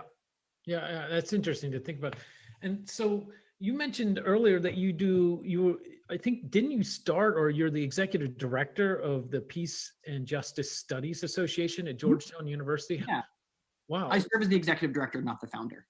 Okay. And what does that center do? What does that association do? The Peace and Justice Studies Association, PJSA, is so we formed about a decade ago as from some smaller organizations that kind of all merged. But PJSA, the way I like to explain it is that PJSA is an academic association that seeks to represent a field which is kind of amorphous and changing. So in the same way that the ASA if you're in the States at least, the ASA represents the American Sociological Association, represents sociologists, or the American Medical Association represents doctors or med students, we represent this, this broad area of what we call peace and justice studies. So most of our members, or let's say, would have a degree in, let's say, conflict analysis or international peace and conflict resolution, alternative dispute resolution, all sorts of things like that, justice and peace studies. There's all different ways in which this is sometimes labeled. And so we represent about 450 departments in the United States and Canada, and do what most academic organizations do. We publish and support journals. We have an annual conference. We network people together. We host and distribute syllabi for new professors. We do programmatic review, all those sorts of things. I've served in this role for going on 5 years as the executive director. And do you think it's helped develop the field, or in what way? Obviously, the obvious ways: networking and knowledge development and updating syllabi and so on. I mean, we're certainly able to, I think, make denser connections, right? So if we think of kind of mesh networks, we're certainly able to increase the density of those networks. We have allies at most of the programs across the country, which is kind of great. I can look to most of these types of programs and find one person who's either a member or in some way affiliated. The other thing that we're able to do is we're able to kind of push the needle of the field. So for example, we have an annual conference every year. It has, it's, I think, one of the largest in our field. And one of the things we've been able to do through the conference, now 2020 aside, because we moved online, we all know what happened. But outside of this aberration, I hope, of a year, what we're able to do is bring together hundreds and hundreds of scholars, once a year, and really say to them, this is where the field is, and this is where the field is going. And 10 years ago, or maybe you don't say it, but rather there's more articulations and more understandings, and people can draw conclusions or whatever. Yeah, we don't explicitly say it because we're not trying to establish the field. We're trying to influence the field. Okay. So what way are you trying to influence the field? Sure. Exactly. Yeah. I would say that if we look back historically, most of the people who would attend these conferences, most of the people who would be quote unquote at the table in determining what the field are going to be older. They're going to be tenured. They're going to be department heads. They're typically going to be white cis men. They're typically going to come from a variety of from a variety of points of identification, which they're going to share. And again, I'm not saying anything that's new to anyone. Everyone kind of knows this. What we've been able to do is to curate featured voices. So like any other conference, we allow people to submit, and we receive hundreds and hundreds of proposals every year. But then what we do is we go out and solicit people explicitly and say, we would like you to present on a non-concurrent panel, right? We want you to present to the whole conference. And we typically curate about a dozen speakers who we call featured speakers. And you can go on PJSA's website and look at our featured speakers for the last 5 years and see.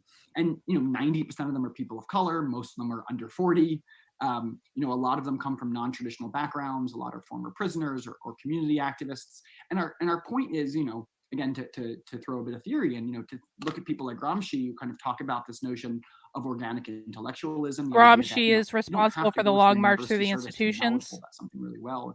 And if I think of myself, like most of the areas I'm most knowledgeable in, I took 0 classes in and have 0, accreditation in. But what we do is we say, these are the people who are contributing to this field.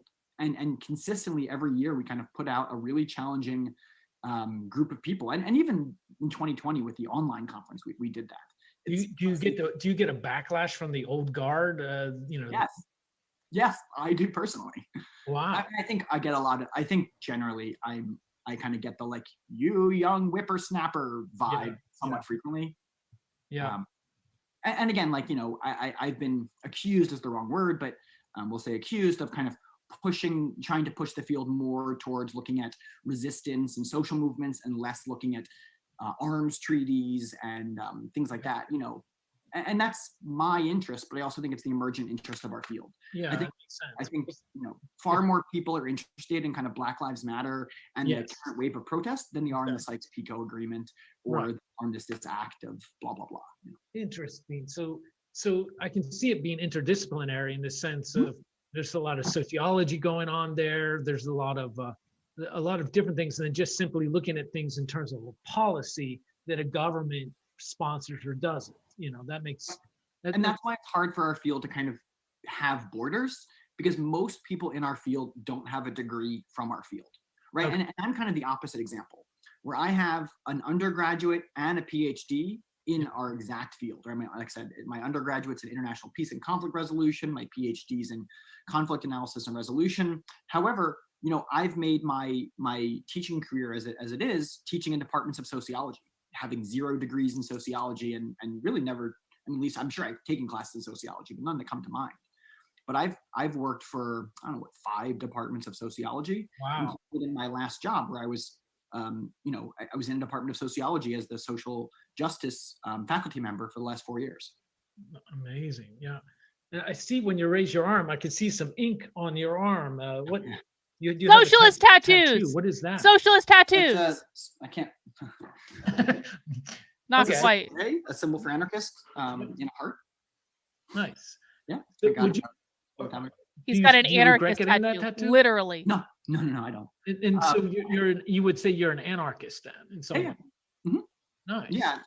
I've identified as an anarchist probably since I was.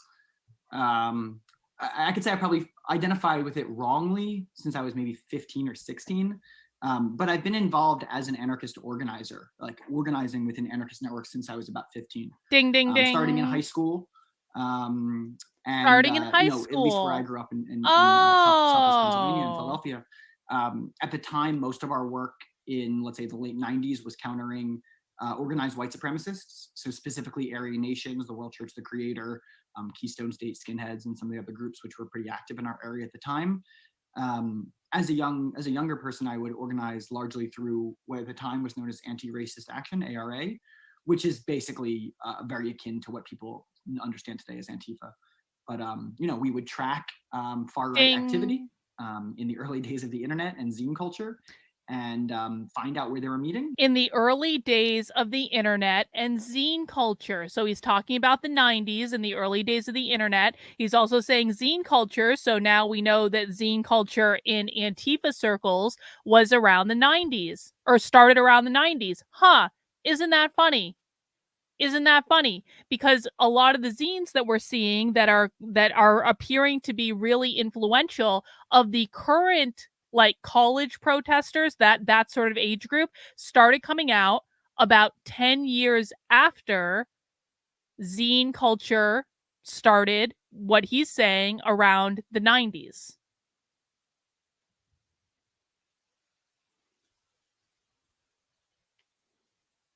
Find out where they were publicly assembling and try to outnumber them, and try to prevent them from assembling in public. And you know, people have been doing that since We also now know that Antifa used to be known as Anti-Racist Action when he was started organizing with it in the 90s. I don't know, since the 60s. Well, people have been doing it since the 20s, but in this style since the 60s. What got you into anarchist studies as a teenager? You mentioned, like, was it a book that you read? Was it a film you saw? Somebody you spoke with? It's a good question. I mean, when I have like really distinct memories of being like, probably I was like in 6th or 7th grade. So it's like what, 13, 14. Going to this used bookstore on South Street in Philadelphia, which now is like a Nike store or something. It's a shoe store. And looking at the political theory section and spending a lot of time there and taking home this book that was called like Essential Works of Marxism. I still have it. So he found himself a radical revolutionary bookstore. Remember, guys, one of the ways that socialists make money is they publish a metric ton of books, but they aren't just book publishers. There are radical revolutionary socialist bookstores in every major city in this country. You can Google right now, radical bookstore, revolutionary bookstore, yours, the city that's nearest to you, and see what pops right up, because they're all over the goddamn place. Why the bookstores are important is because, well, first of all, the radical revolutionary bookstores create a closed ecosystem for socialists to constantly only be spending money with like other things that are beneficial to socialism. So we know that they don't like capitalism, but they're allowed to engage in capitalism if it helps them to overthrow it. So by creating kind of this like closed, it's not like anyone can't go into like a radical revolutionary bookstore and shop there. So it's not like only socialists are going there. But if you have radical revolutionary bookstores, it's very easy for far left people to know these bookstores are run by people who are friendly to me. They're going to have books from socialist publishers. And so it's kind of a way to funnel all the money. Even though they're using capitalism, they keep it within the socialist ecosystem. So that's what the radical revolutionary socialist bookstores fund, the book publishers, which publish the authors, et cetera, et cetera. So it keeps everything within kind of the same circle. The same thing, by the way, happens with libertarians, except libertarians don't have bookstores, but they all sell their own books and publish their own books and do their own merch at like libertarian events and stuff like that. Another reason these bookstores are important is that they hold classes at these bookstores. They hold trainings. When socialists write a new book, they'll do a book tour around to all the radical revolutionary bookstores, stuff like that. So it not only creates a place where they're selling this kind of thought, they're recruiting. I mean, if you like younger people, he just said, go into the socialist bookstore. They're recruiting them. They're teaching them about anarchism, Marxism, stuff like that. They're recruiting them over to their team. But then they also have places where they can do ongoing training and classes and things like that. Does everyone understand what I'm explaining right now? People on the right don't understand this because they think in order for there to be a movement, there's got to be one leader. Well, no, if you have a massive decentralized network of different places that are all doing socialist and communist activism. They're also doing organizing and activism there. Like, if you have got this massive decentralized network, you don't need one leader because they have these centers set up all over the country. Downstairs and like devouring it, like really devouring it. And I, if memory serves, it was the same year where I was introduced to like the Russian Revolution and things like that in school. And I really, it really just made sense to me, you know, like, and I've heard this kind of origin story from other leftists, but you know, it said, it put into words feelings that I had about inequality, about asymmetric distribution of power, about all sorts of things I just didn't know how to say at the time. But I was like, oh yeah, this totally makes sense. And I kind of like, you know, took this oppositional framework at that age and was like, you know, the system is not working, and here's a better system. And I'm looking at, you know, old Marxist writings. And then, yeah, and then around the same time, I was exposed to anarchism through the same way most white men of my age are exposed to it, which is through the punk community, for all of its, you know, for all its problematic features. And, you know, at the time I was going to a lot of house parties and house shows and, you know, shows at rec centers, you know, concerts at rec centers and things like that. And, you know, at the time, you know, in the late 90s, the kind of crossover between anarchist politics, anarchist street politics and punk music was quite, you know, explicit. I mean, it still is, but you know, to a degree, it's neutered. And you know, I was in that movement for a number of years, and then in when I was 16, the Republican National Convention came to town, and with it came tens of thousands of activists. I mean, Philadelphia is not like a village where it never gets visitors, but you know, when tens of thousands of people, I mean, one of the larger marches was like 70,000 people.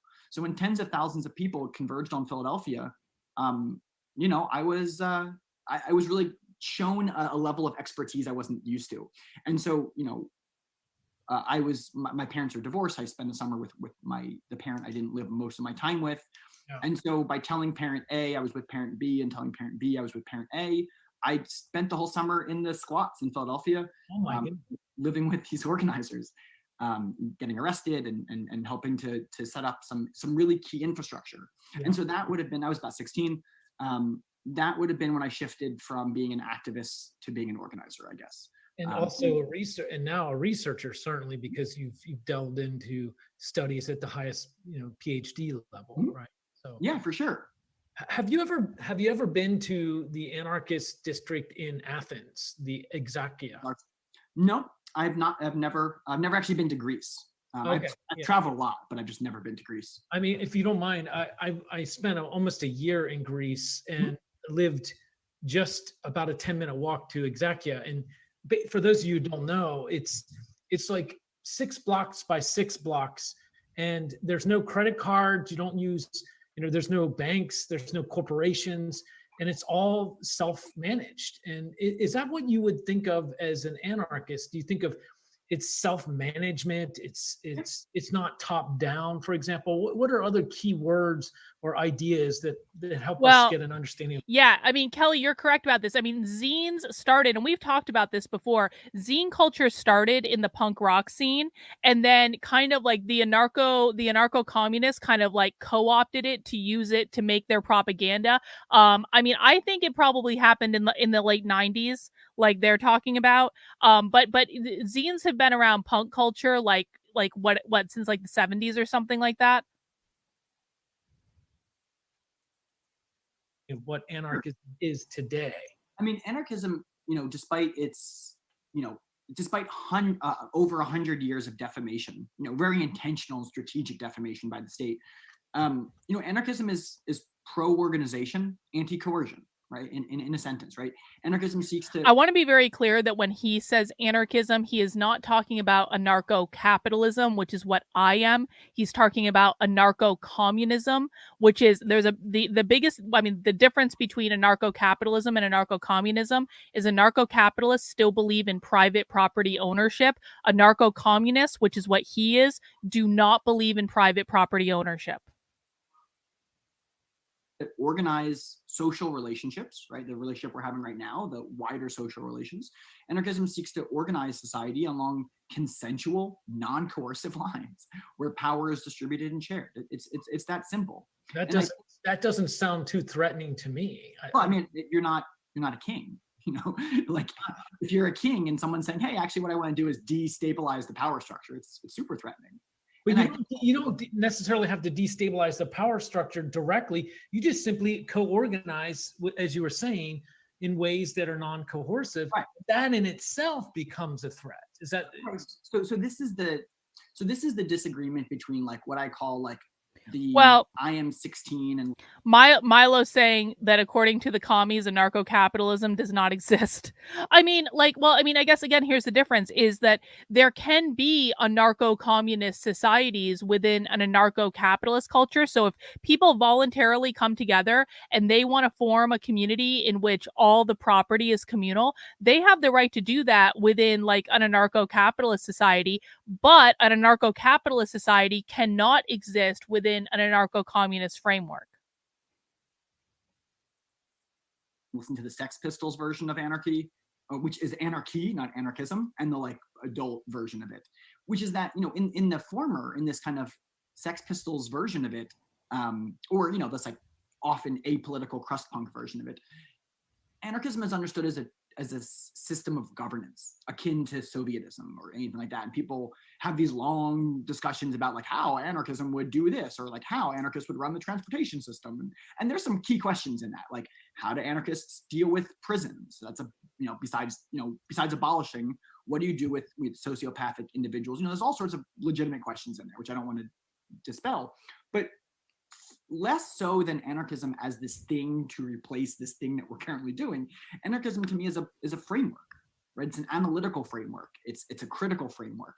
It helps me understand a set of ethics. You know, the reason I tattooed it on my body was a commitment to a set of ethics, right? A commitment to a series of principles. For example, you know, egalitarianism over hierarchy, right? A very basic, you know, kind of notion.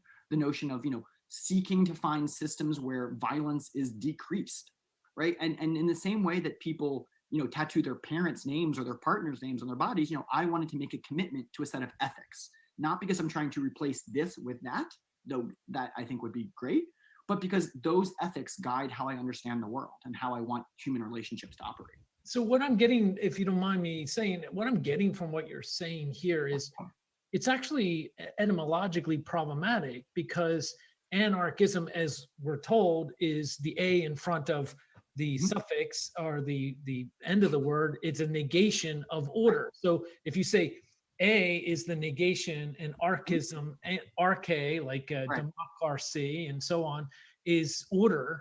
And it's against order. But what you're saying here is very different. It's actually a way of organizing itself.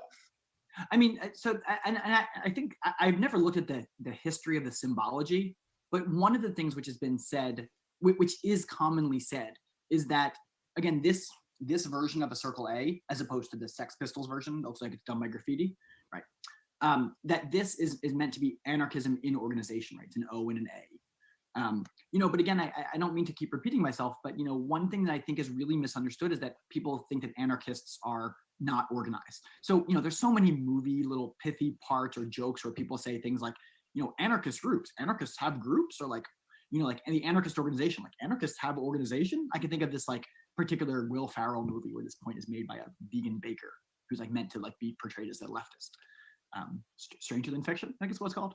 Anyway, it's a charming movie. It is. I like that movie. Emma Thompson is amazing. I'm in love with her. Absolutely. So what that movie has that line where it's like, we're meant to be like, oh, of course, like that's silly. Why would anarchists organize? But like, if you look today, like right now, with thousands of activists in the streets in DC who are resisting like proto-fascist groups, like who do you think organized that? That's literally as we speak. That's literally right now, right, as we're filming. I mean, and like myself and many other people, many of whom would identify as anarchists, have been surveilling those groups, those individuals who are arriving to DC to quote unquote stop the steal. We've been surveilling them for weeks, months, and years. And some of them we've been surveilling for decades. You know, the intelligence work, the logistics, all of that kind of framework Wait. is set up. So what did he just say? What did he just say? The Antifa groups that he's involved with have been surveilling the fascist white supremacist groups that were arriving in DC for January 6th for years. And they're talking like this is some sort of like organized thing, but they're anarchist groups. The right doesn't surveil the left. The left surveils the right. Now, that's not to say they understand the right, because they don't. But do you guys see what I'm saying here? They're the ones we are like, and I'm not making this up when I say this. Like, the reason that we wanted to do the Unwoke Wiki project is that we're like the only fucking group that I know of on the internet that's actually surveilling the left on an activist level, on a collect, like on these small little cell levels, on organizational level. We are the only fucking people doing this. They do this to us. We should be doing this to them.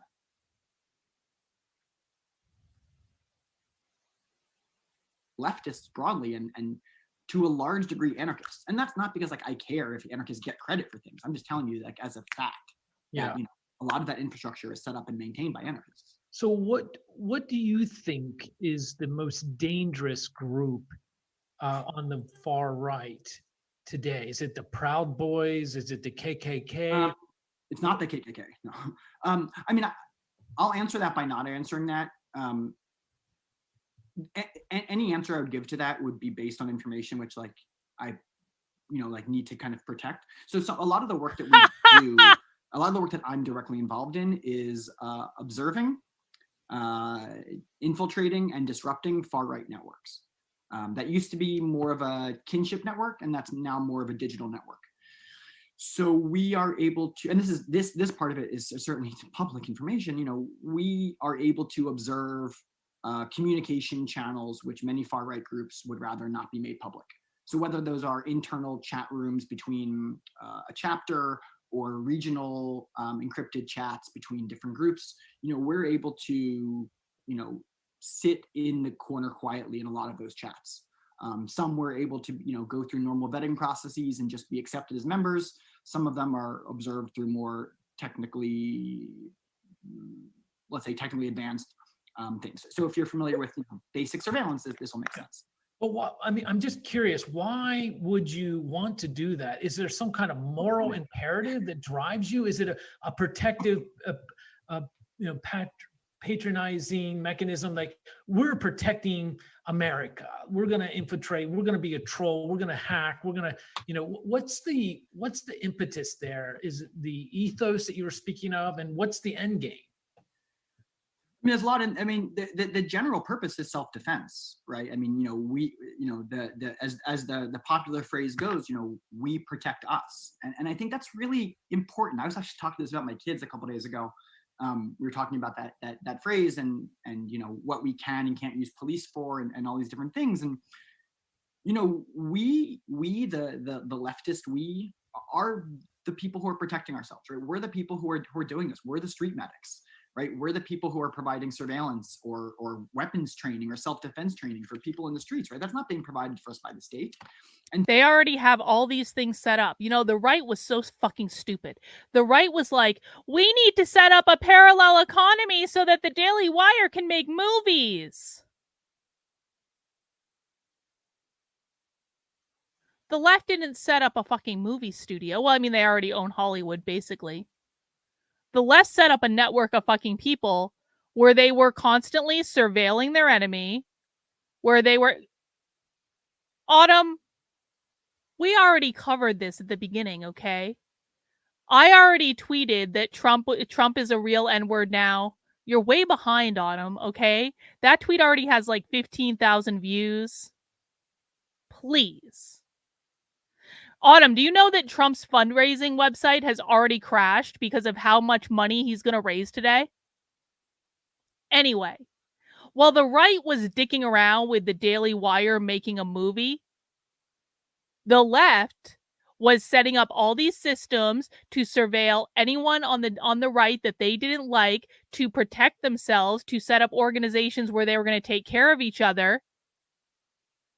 They did it all through the colleges. They were doing it through bookstores all over the country. Like, seriously. Autumn, try to catch up. I've already said I'm not voting for Trump again. I am voting for the libertarian candidate. I will not be voting for Trump. And to think that the FBI, for example, is going to protect us from fascist violence is false. People like myself have been advocating for, that the far right is a major threat to people's physical security for I mean, it seems crazy saying it as a 37-year-old, but for 20 years we've been saying, this. And, I have no faith that the FBI is going to protect me and my family from the white supremacists that literally live miles away from where we are. It's just not. Are you also a pacifist, or do you subscribe to certain principles of nonviolence, and in what ways? And nonviolent resistance in the Martin Luther King sense? No, I don't. I wouldn't call myself a pacifist. For example, the popularized notion of revolutionary nonviolence would certainly be far closer to where I'd find myself, which is, a strategic application of force, oftentimes to resist violence, right? I'm not advocating that people go, grab rifles and charge their. Hang on. What do you make about the fact that the right and the Antifa left are very adamant about their gun rights, although they're on opposite sides of the political spectrum? Well, I mean, the left wants guns to be able to, elicit their little revolution and to protect themselves. I mean, it's really quite simple. Like, the right thought for the longest times they were the only ones with guns. No, the left was buying guns and training with. The far left groups have been training with guns for a while. They're violent revolutionaries. It's really that simple. Yes, I'm voting for Chase Oliver. And I'm sorry, the way you assholes, and I don't know if you particularly have been involved with it, but the way the Mises Caucus has been treating this situation, because they're sore fucking losers, is disgusting. It's fucking gross. I don't think Chase Oliver is that bad of a candidate. Chase Oliver is not Joe Jorgensen, and quite frankly, Chase Oliver is actually really good on some things that he wants to abolish the Department of Education. Fucking sold. There is no way that a candidate can be woke and also want to abolish the Department of Education. Nearest Klan chapter. I don't think that's strategic or helpful. I think that community self-defense, and I think oftentimes armed community self-defense, is a good idea. I think this radically depends on who you are and where you live. Here in Hamilton County, Ohio, as a Jew whose kids attend a Jewish school, who work in the Jewish community, there is a degree of bro, at least 50% of libertarians are open borders, and he's not even complete open borders. Have you actually read his immigration plan? He's not just open the door and let anyone in. It's on his fucking website. He wants to do screenings he wants to let people in, but he wants to do screenings first. He wants to do criminal screenings. He wants to do health check. This is all did you guys even bother to read his website before you had a goddamn giant ass meltdown? No, the answer is no. Yes, exactly. Now, you might not like his position on that, but guess what? I don't like the fact that Michael Loadenthal, who I generally adore, I really do, and I don't want to shit on him. I don't like the fact that Michael Loadenthal couldn't be trusted to make a fucking speech without getting high. So both candidates had their drawbacks, and neither candidate was perfect. But the massive fucking hissy fit that has come out of the Mises Caucus, and now everyone on the Mises Caucus is showing their true fucking colors by marching right over to the Republican Party. You're gonna vote for Trump? Are you fucking shitting me? Trump who will unequivocally support Israel no matter what they fucking say, no matter what they fucking do. Trump who's gonna end up getting us into a war with Iran because that's exactly what Israel wants, and that's gonna end up being World War III. That's what you're gonna support while claiming to be anti-war. At least Chase Oliver is a strong anti-war candidate. You can't say the same thing of Trump.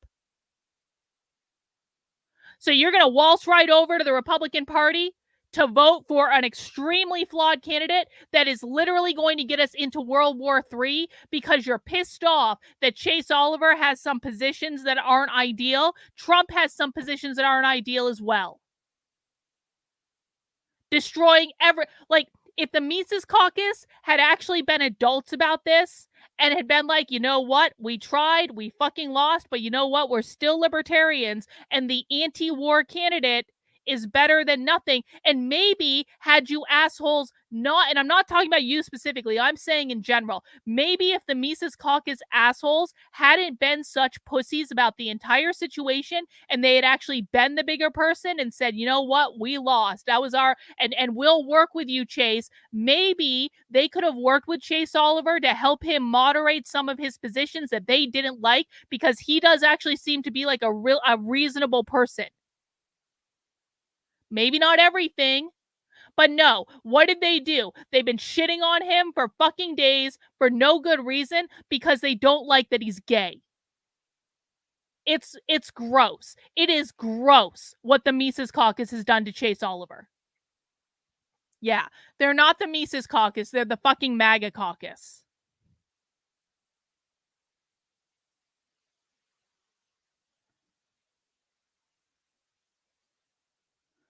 Oh, Chris, hi. You must be new here. You don't get to tell me what to do on my channel, bro. You don't ever get to fucking tell me to do what to do on my channel.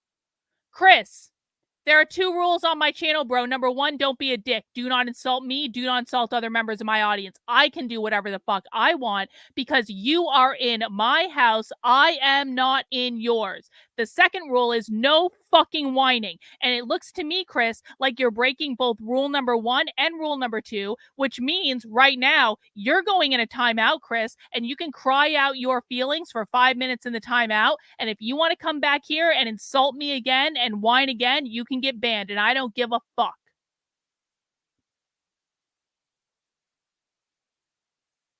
Otherness, and there is a degree of here's an example. Maybe when I moved to Ohio, I tried to figure out how I could continue doing research on armed far right groups, which I'd been doing for a while. Or I'm sorry, when I moved to Ohio, I tried to find a way to continue the work I'd been doing, looking at armed foreign terrorist organizations, for lack of a better word. And I realized that I really couldn't. It's just not an area where we have a lot of things to look at. So I started hanging out at gun ranges, which is not really like an area I'm super comfortable in. I didn't catch that. Where did you start hanging out? Gun ranges? Gun ranges, where gun people ranges go and shoot their pistols or weapons. Oh, Antifa hangs gun out ranges, at gun gun ranges. shows, things like that.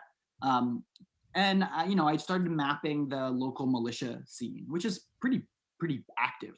Again, we're for people whose geography isn't good, we're right next to Indiana. One of the highest states with militia activity, and I can literally see Kentucky from my window, which people I think often kind of assume is more right wing than that.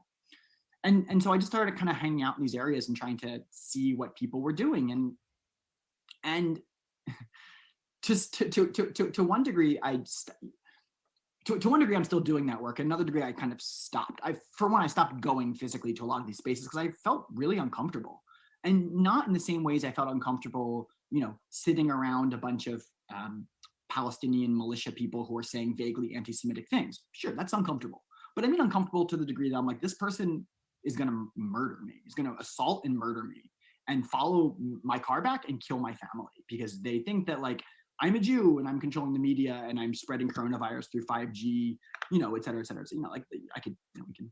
And so, I tried to kind of find a way to connect what I was interested in to where I was living. And I really found I didn't want to do that. And so, going back to kind of why I do some of the broader anti-fascist work, one of them is that I'm able to kind of work in communities that I don't live in. Most of the work we do is coastal. So for example, a lot of our surveillance activities focus in the Pacific Northwest and in New England, neither of which I live in.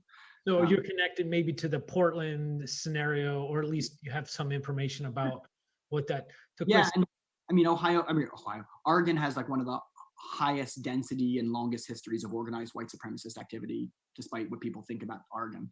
So just let me ask you, when the current president, whose name I'm reluctant to say, but we know who it is, when he was at the debate and he says this in response to the Proud Boys, stand back and stand by, or stand down and stand by. Do you interpret that as a a stupid mistake that he might have made, or do you think that that was strategic and purposeful? I think it was strategic and purposeful. I mean, it's hard to tell with him because I don't think he's a very strategic thinker. Like, I don't think he, like, you know, before getting on stage was like, hey, I'm going to try to like send this message to my supporters and, you know, agitate my base. I do think when he saw the question coming 30 seconds in advance, you know, I'd like to think he's smart enough that he thought of an answer. I don't think that was purely spontaneous. I think that's, you know, a dog whistle. And I think it's a long history of dog whistles. I mean, last night while people were watching What do you mean by dog whistle? I hear that This metaphor. is so What is a boomer. dog whistle? I mean, so a dog whistle for dogs, right, is the thing that, you know, humans can blow and humans don't hear, This but dogs is hear, so Okay. boomer. right? And It's so like certain signs or certain things that If you're implying that I married my husband and the only reason that he married me was to get a green card, he could have divorced me literally 9 years ago and still kept the green card, and so he didn't. So I'm not allowing any of that shit, bro.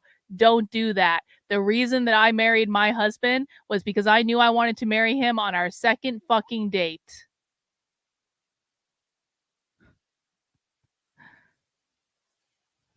Yeah. KKK or white supremacists will exactly right. Okay. Yeah, so this is the white power sign. It's like this, right? Because if you go like this, it kind of looks like a P, and that kind of looks like a W. Oh my Um, God. So again, it's a symbol that's meant to be passing. By the way, if in case people don't know, what he just what the hoity-toity Georgetown Miami of Ohio University professor with the PhD in terrorism studies just explained is a 4chan troll. You guys know that, right? That's a 4chan troll. That wasn't real.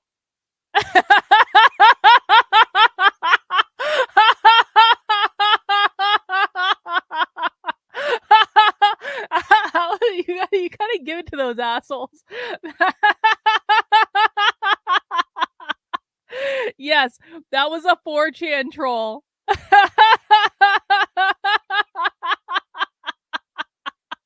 Let's watch it again. And you watch this guy's reaction like, wow, that's amazing. I mean, so a dog whistle for dogs, right, is Yeah. this thing that, you know, humans can blow and humans don't hear, but dogs hear, Okay. right? And It's so like certain signs or certain things that the Yeah. KKK or white supremacists will exactly do. right. Okay. Yeah, so this is the white power sign. It's like this, right? Because if you go like this, it kind of looks like a P, and that kind of looks like a W. Oh my Um, God. So again, it's a symbol that's meant to be passing in normative society, but picked up by. Do you guys remember? I don't remember what fucking hearing this was, but the left was having a conniption about this. It was either in 2019 or in 2020. There was some congressional hearing where there was a woman in the first row who just subtly, like on her, like on the side, just subtly, she was doing the OK symbol, but it was like she was doing it like at her waist, but it was still on camera and you could like see it on C-SPAN. And the fucking left flipped out. What the fuck was that? What hearing was that? Do you guys remember this? What hearing was it where there was just like this woman sitting in the front row doing the OK symbol, but like at her waist? And the left was like, was that was it the Kavanaugh hearings? It couldn't have been the Kavanaugh hearings. It was some sort of hearing. Someone somewhere will know. Those. And just to be clear, like, you know, anarchists have the same thing. I mean, my partner and I are actually just having this conversation a couple of days ago about subcultural body modification. Was it the Gorsuch hearing? When I was Might have been the 18, Gorsuch hearing. That makes sense. So it's like what, you know, 20 or yeah. Anyway, when I pierced my septum, I did it largely for a dog whistle approach, you know, because the only people I knew with septum piercings were anarchists, and it was a person to person, you know, hey, I get you kind of signal, and that's why I did it. I mean, I'm like self-aware enough to know that. But so with the president, you know. You actually? Well, okay. So here's gonna be my advice. You need to find someone that you actually love. Okay, you can't just get into a green card marriage that's going to fuck you over. You actually have to go out and date girls and get one to fall in love with you and get your green card that way, because I've been through the immigration interviews twice. And if you're not living together and if you don't know each other and you're just fucking around, they're going to catch you. So you actually need to go and find someone and be friends with them and live with them and have a relationship with them. And that's the only way it's going to work. Otherwise, you're going to get deported and you're not going to be able to come back for a long time.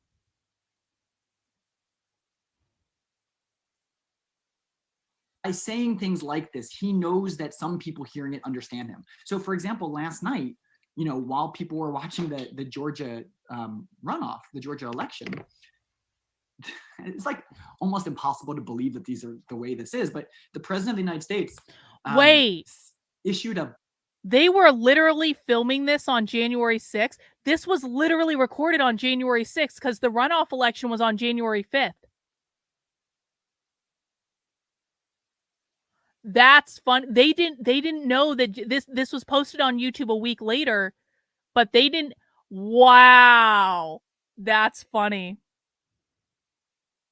I don't even know what you call it. I'll call it a proclamation.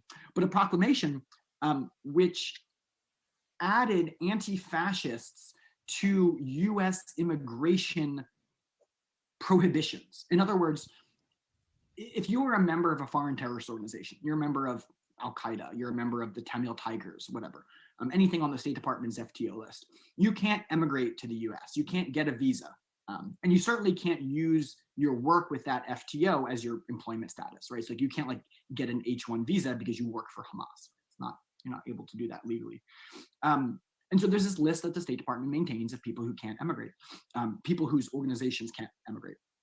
And last night, the president proposed or even added, I'm not even sure it was a proposal, I think he actually just did it, proposed adding anti-fascists who are not an organization, who have no distinct membership base, to this list, right? Wow. Saying that those who act in an organized way against fascism cannot emigrate to the US. So just to throw out an obviously absurd example, both of my grandfathers who, went to North Africa and Germany and, risked their lives to kill fascists, those individuals, if they were then emigrating back to the United States, would somehow not be able to come back, right? The idea that they are anti-fascist, right? We can presume that most people who went to fight against the Nazis were anti-fascists, that ideological affiliation would somehow deny someone immigration into the United States is absolutely absurd.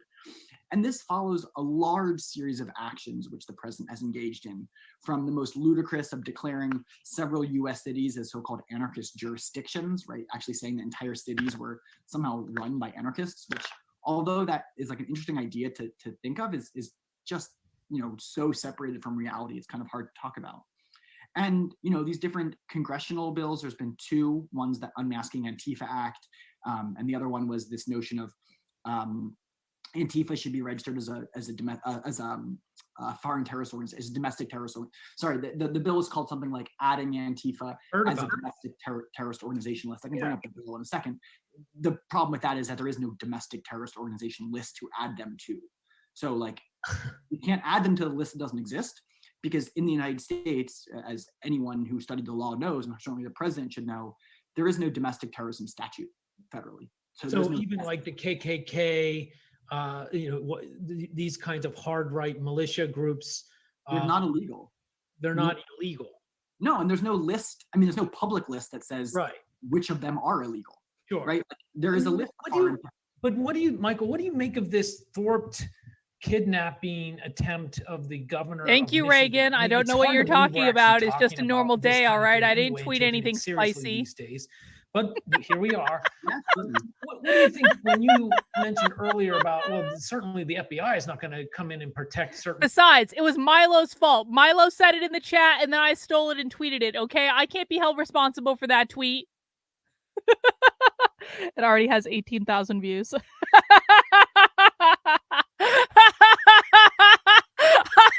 I did.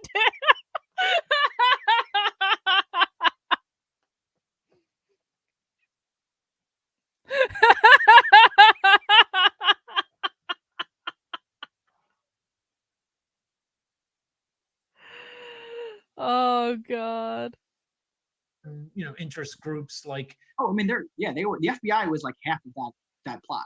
So, I run this. Would say that again. I didn't catch that.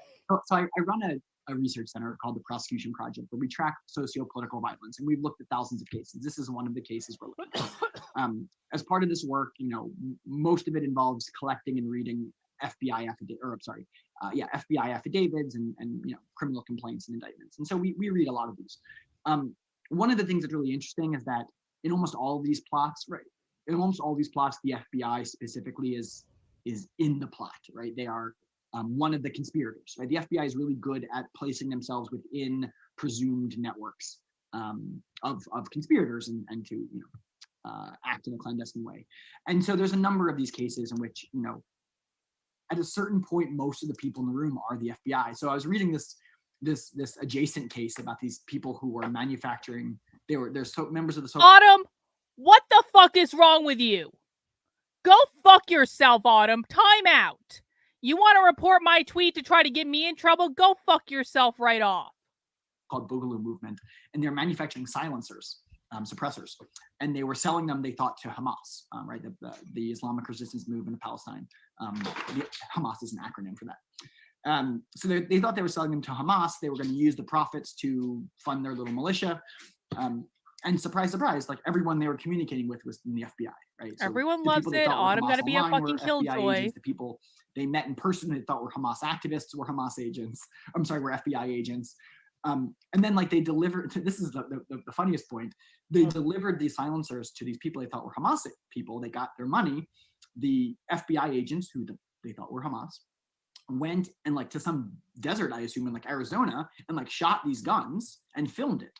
And then sent the video to this militia. They're like, look, our Hamas activists, like presumably in like Khan Yunis or Gaza City, are like using your suppressors. And then if you read the affidavit, there's a footnote to this video that says all people appearing in the video are FBI agents. It's like, if Vince gives me a pass, then it's okay. Vince, Vince doesn't have a problem with it. Vince, you don't have a problem with the tweet, right? You did retweet it. Do I have a pass? I feel nervous now. If Vince gives me a pass, then Autumn can shut the hell up.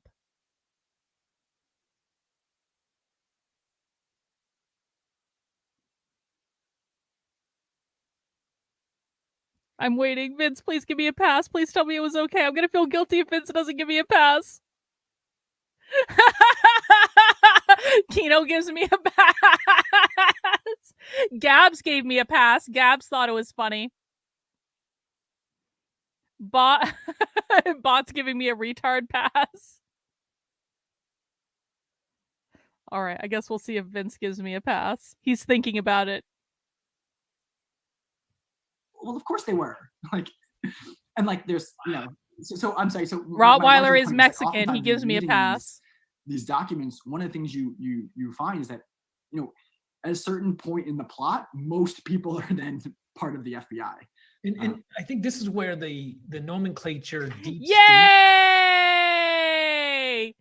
Vince says, even though my black card is of the mocha latte variety and has been revoked several times, I give you a pass. See? It's okay. Thank you, Vince. I appreciate you. We all win today. Milo.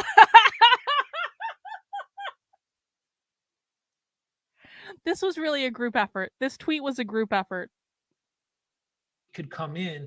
When I was in Athens, the notion of deep state was very real in the sense and how we understood the term in Exarchia, this anarchist was simply, infiltration from the state that actually does actions that gets the group into trouble. And I'll give you an example. When we were there during the summer of 2015, there was an action, a march, and everybody in Athens seems to be part of that, or a lot of people anyway. And what happened was that there was an arson that was started by an operator that worked for really the Secret Service of Greece, and they started a fire, right? And it ended up killing someone, and there's a collateral damage.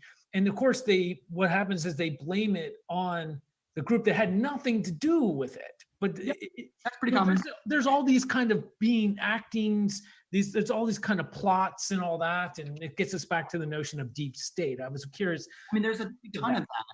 So, Yeah. I mean, some of the research I did, this is going back almost 10 years, but I looked at how police infiltrate leftist groups. And one of the areas, and that's obviously a broad area, but one of the areas I looked at specifically was how police use sexuality, who date and have sex with and have children with and marry people they're surveilling, how they use that as a kind of inroad to gain trust. And one of the things that came out in that investigation, and a number of people have reported on this, most notably 2 reporters from The Guardian. One of the things that came out of that is that agents with the Special Demonstration Squad, the SDS of London, the London SDS, sorry, the English SDS. Some of those officers committed crimes. Duh, we know that. But some of those officers committed arson, including burning down department stores in, I think it was in London. And again, these actions were blamed on the Animal Liberation Front at the time. And the logic is that the undercover police officer needed to engage in this form of action or to gain credibility or trust amongst their people they were surveilling. And the more and more we unpack this history, just looking at just this little case study of British spies looking at the Animal Liberation Front and Greenpeace and some other adjunct kind of groups, we see that the rate at which police have admitted to committing pretty serious crimes is pretty high. And there's lots of examples of this. There have been some Canadian undercovers from the RCMP who have been caught, smashing windows at demonstrations. There's all sorts of examples of this. I myself have been in proximity to a number of these people throughout the years who have infiltrated groups. And, we didn't know at the time, but, clearly in retrospect, we were able to find a lot of this. So certainly the use of agent provocateurs is pretty common.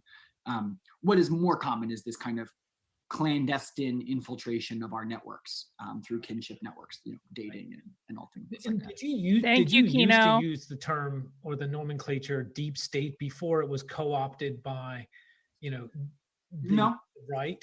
It's not a term I've ever used, but to me, at least in its current incarnation, and I think it's more subtle than some other things. It's more subtle than globalist, but I do think there's a bit of an anti-Semitic tinge to it. And I'm certainly, again, as a Jew, I'm not someone who's like anti-Semitism. I'm not that person. He's Jewish. But I do think when people say deep state, there is this,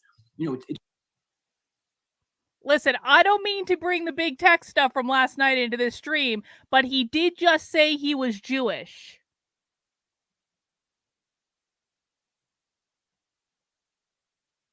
One step from the so-called George Soros, not so-called, he doesn't exist, but the notion that George Soros is this all-powerful entity, and which is again one step from globalists, which is this idea of it's a long established anti-Semitic trope. Okay, that's interesting. That is interesting. I think deep state's part of that. This notion of technocrat, bureaucrat, close to power, but pulling the secret strings behind the curtain. I think that is. Whether or not people are self-aware enough to admit it, that has a linkage to anti-Semitism in a lot of ways. Interesting. And I can imagine also just from your ethnicity and background and, the trauma stories that. Okay, I missed him saying it the first time. I'm sorry. I was probably paying attention to something else. And so on. That this kind of creates a context within which action like what you do in your life, the anarchism that you embrace and the tactics and strategies that go along with that. Big Tech, did you see my tweet? Are you proud of me? Go look at my tweet. You are a bad influence. This is all your fault. You are a bad influence on me.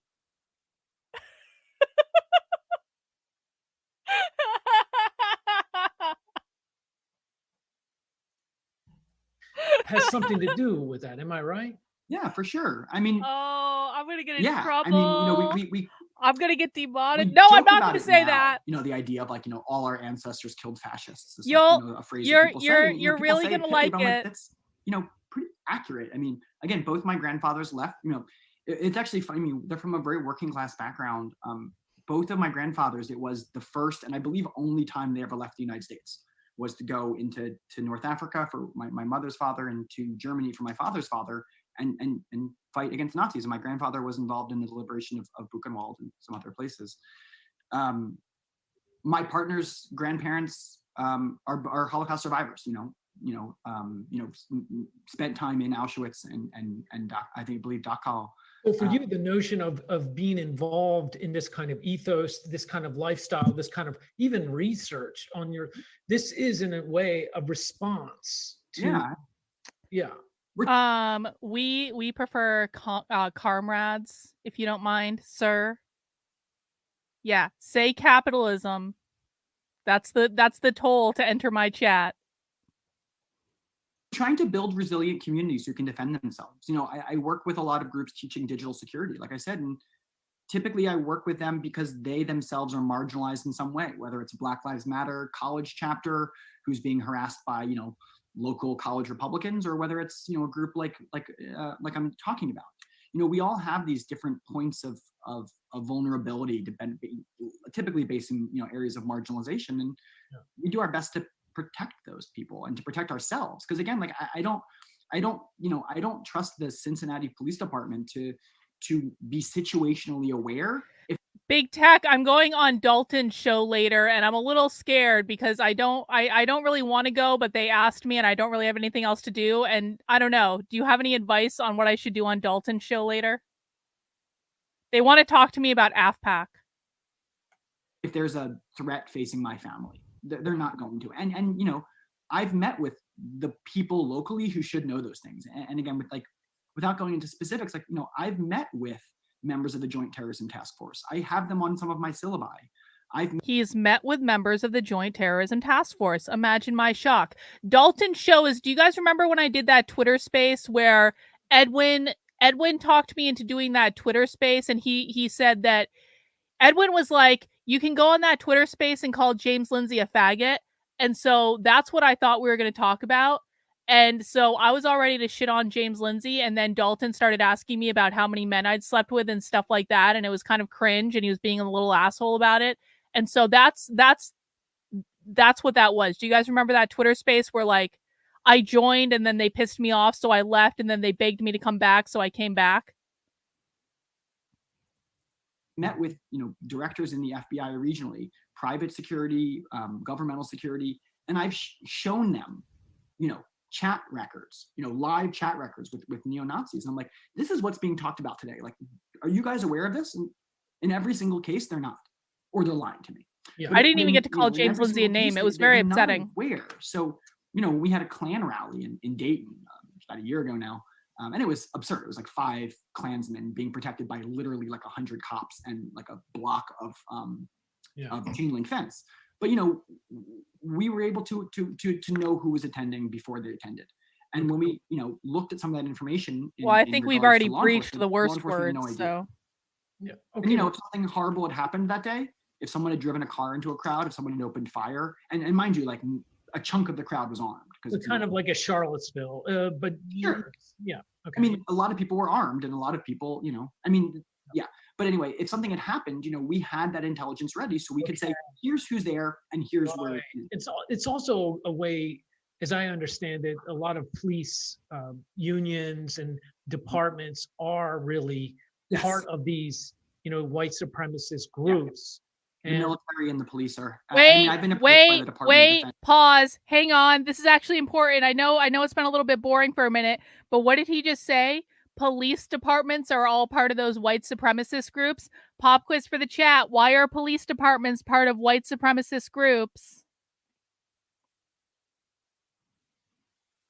Why would this gay professor with the gay hair and the gay glasses think that police departments are all part of white supremacist groups?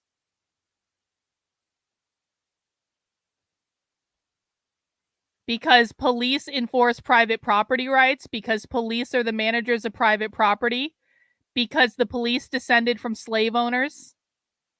Well, slave catchers, runaway slave catchers.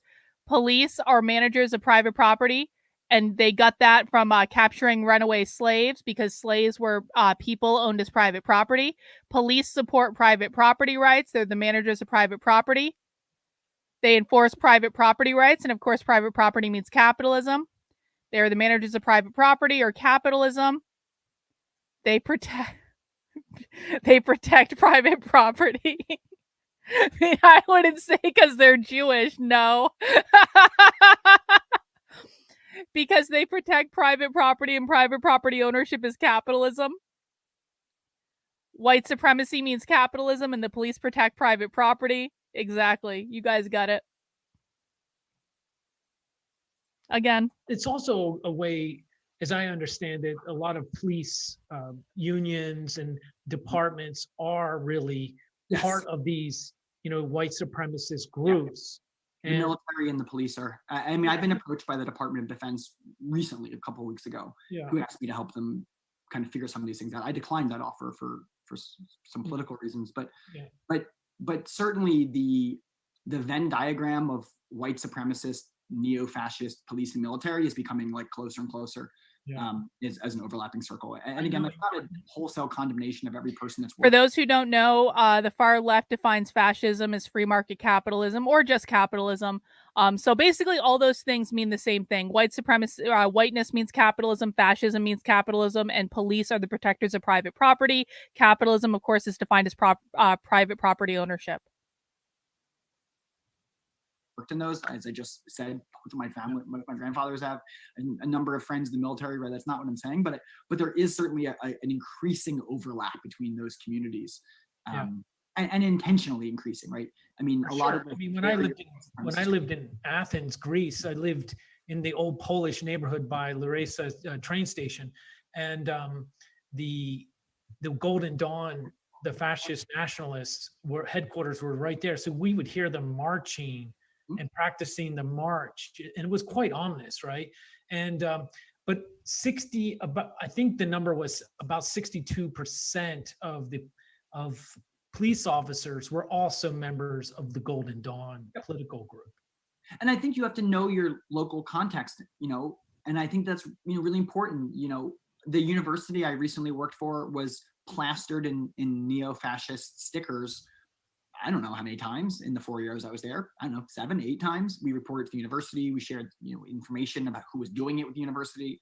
Those people are still students there. Those people are still doing their thing. And the same thing just happened a couple weeks ago. These networks are feeling emboldened by what's happening politically. These networks are. Hang on, I want to be clear because I think you're relatively new. When we're talking about the definition of capitalism, we're not saying what we believe. We're not saying like reality. We're saying what the far left believes because they have a very different worldview than us. So the purpose is to explain how they see the world, and in their world, everything does reference capitalism. It just references capitalism in different ways, different aspects of capitalism. But if you know that the core definition is private property ownership and how all the different words lead to that, then it makes more sense. So if you don't understand that, I suggest you stick around. You can watch my How to Speak Socialist training over on the Substack. I explain it there. I also have an article that I added to my speaksocialist.substack.com site, which is it's my project where I'm working on my next book in public. There's actually a whole chapter. Well, it's not really a chapter. It's like a section of the book where I break down how all the different words mean capitalism, even if because it can be confusing to understand that like everything the left talks about means capitalism. But once you understand how it's referring to different aspects of capitalism, it starts to make a little bit more sense. Feeling like the chance, the time period at which they should act is decreasing.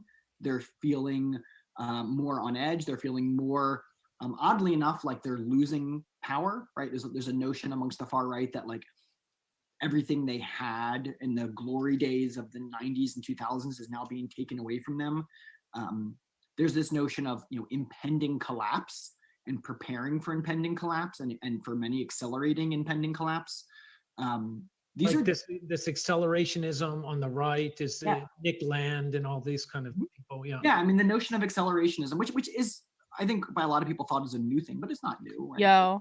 If you look at pieces the like 90s were the best. There's that's a shelf of primary source text on accelerationism. the Turner Diaries and its many allied documents or publications. But this dates back to William Pierce and the World Church, the Creator, Aryan Nations, all those folk. Certainly the notion of certainly the notion that the far right is trying to exacerbate existing cleavages in the society is not new. That's not a new strategy for them. And I think some of that is just easier for people to see now, right? 20 years ago, you had to get an account on Stormfront, and it was a scary, gross website. I mean, it still is. Stormfront is an old website. It still exists. It's probably the oldest. I would stand behind the claim that it's the oldest white power online community. It's been around for a bit.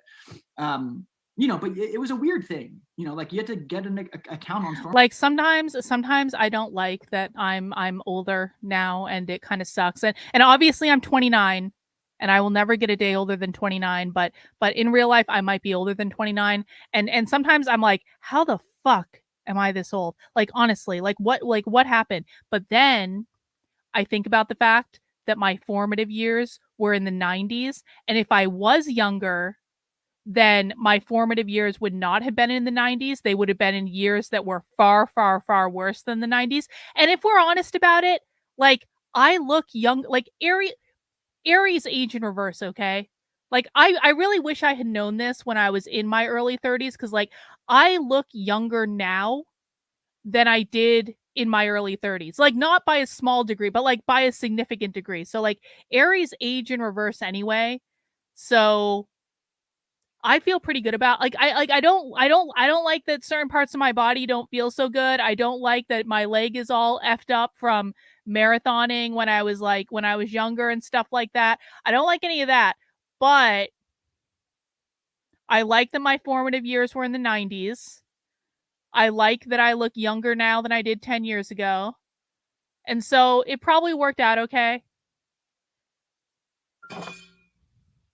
Because kids today suck, and that is a hill I will die on. Stormfront, and there were people like me who did that, and impersonated Nazis and et cetera. But now it's a very widespread practice, from Parler to TikTok to Telegram. Parler, the to good old Gab, days of right? These are some Parler. of their favorite places to hang out. Most of them have been kicked off of Twitter. Yeah, I almost Facebook. knocked over a drink, but And I so, saved it. Getting accounts and kind of looking at these groups is a pretty common practice. It doesn't. You don't have to be a quote unquote extremism researcher, and in even pretty mainstream discourse on these topics from these individuals. Actually, Human Centipede, I was looking for an audio recording of the gender accelerationist thing before I settled on this. We're definitely getting into gender accelerationism. I just couldn't find an audio recording. Maybe there is one, but I'm going to be making one anyway because I'm going to read it for the podcast. But I was really hoping to find something that we could listen to today. I just couldn't find anything.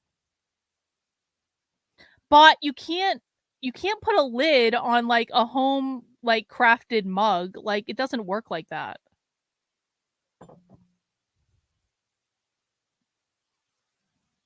Is prone to violence, right? It's no longer an extremist position. And again, it's like the obvious. Today, right now, as we're speaking, there are thousands of Proud Boys and Proud Boy affiliated folks who are, enacting violence in a major American city. A city which I've spent a chunk of my life in. The evil Proud Boys. Do you think that kind of momentum is going to continue beyond the collapse of the current president? I don't know. I find it hard to believe that people who have felt encouraged and like their time to act is shortening for the past 4 to 7 years are all of a sudden going to stop. I find it hard to believe that these groups are just going to break apart. So if we look at like the wax and wane cycle with militia, for example, they declined during the Bush years, they spiked during the Obama years. I think that some of the, again, more obvious dog whistles are going to go away, right? I think your average neo-Nazi is going to feel more freakish and more out of step with contemporary society. Little did he know that 3.5 years after he recorded this, actually, wait, no.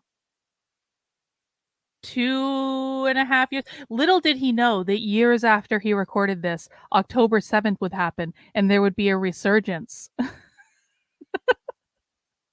3 months than they do today. Because today they have a president who at least signals to them pretty frequently that what they're doing is just another idea in the marketplace of ideas.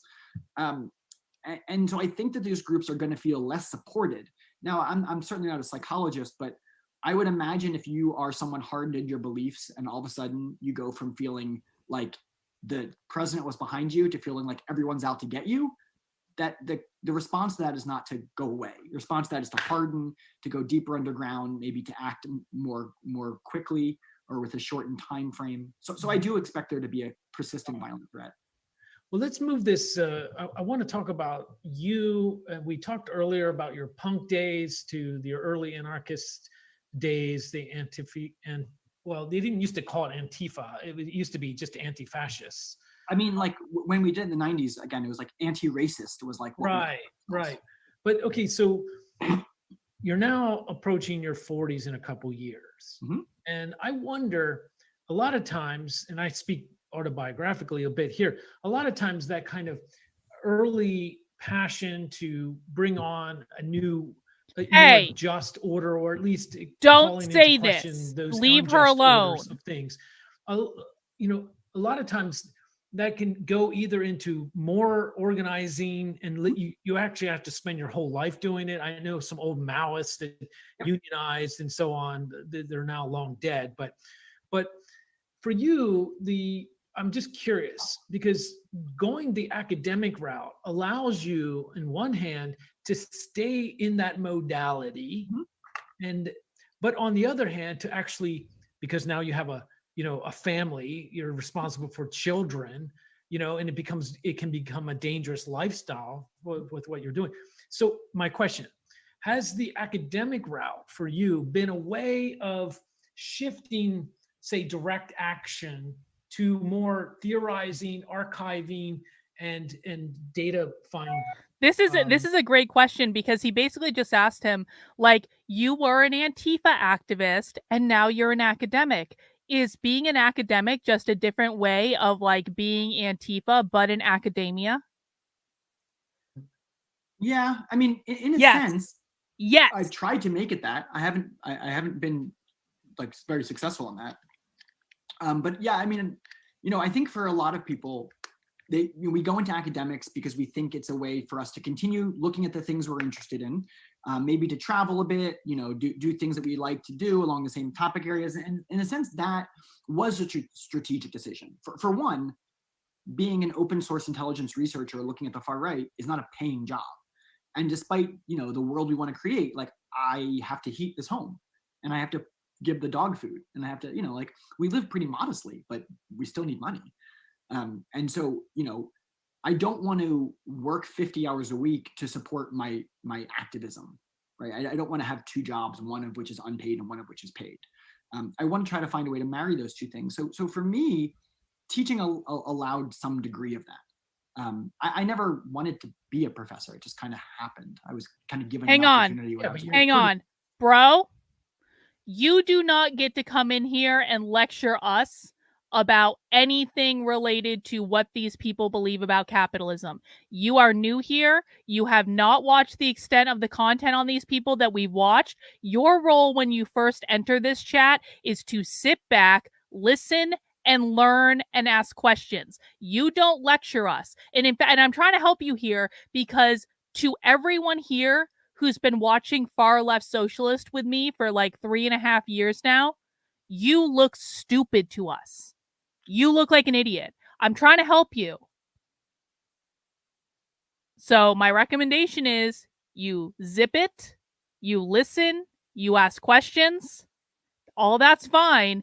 But if you think you're going to lecture us and tell us what's what, I promise you, you're like, I am the least of your worries. The chat is going to start getting on your ass if you keep this shit up. You're wicked smart, and I wonder also, are you more theoretical or are you more in the archives with your nose in the dust of books? And no. Where's your strength lie? I don't know. I mean, most of the work I do is pretty contemporary. I mean, my PhD dissertation, which was published as a book called The Politics of Attack, was more of that. Oh, looking at the wait, archives, looking at this Politics of Attack thing was his dissertation. Is it? This guy did a dissertation about putting together far left Antifa communiques. All right. Thank you for your service, bro. the history of kind of insurrectionary anarchism and how the communique is used to frame and build political action. And so that was more of the archival research. The work we do through the prosecution project, which I direct, you did all our is research us for pouring us. through just thousands of pages of criminal indictments. Well, So no, some of that is the case. Phil, I already have it. You don't need to look it up. I literally already have it. We talked about this earlier. Because I'm working on I'm going to be working on reading and analyzing his Politics of Attack thing for the Inner Circle podcast. We literally, hang on, guys, we literally already have it. Hang on. We already have it. I already told you about this at the beginning. Why is everyone acting like this is new information? What the fuck? I told you guys about this at the beginning of the fucking show. We literally already have it. I mean, I like the enthusiasm. I like that the minute something is mentioned, you guys all go look it up, but you should have been paying attention at the beginning of the stream.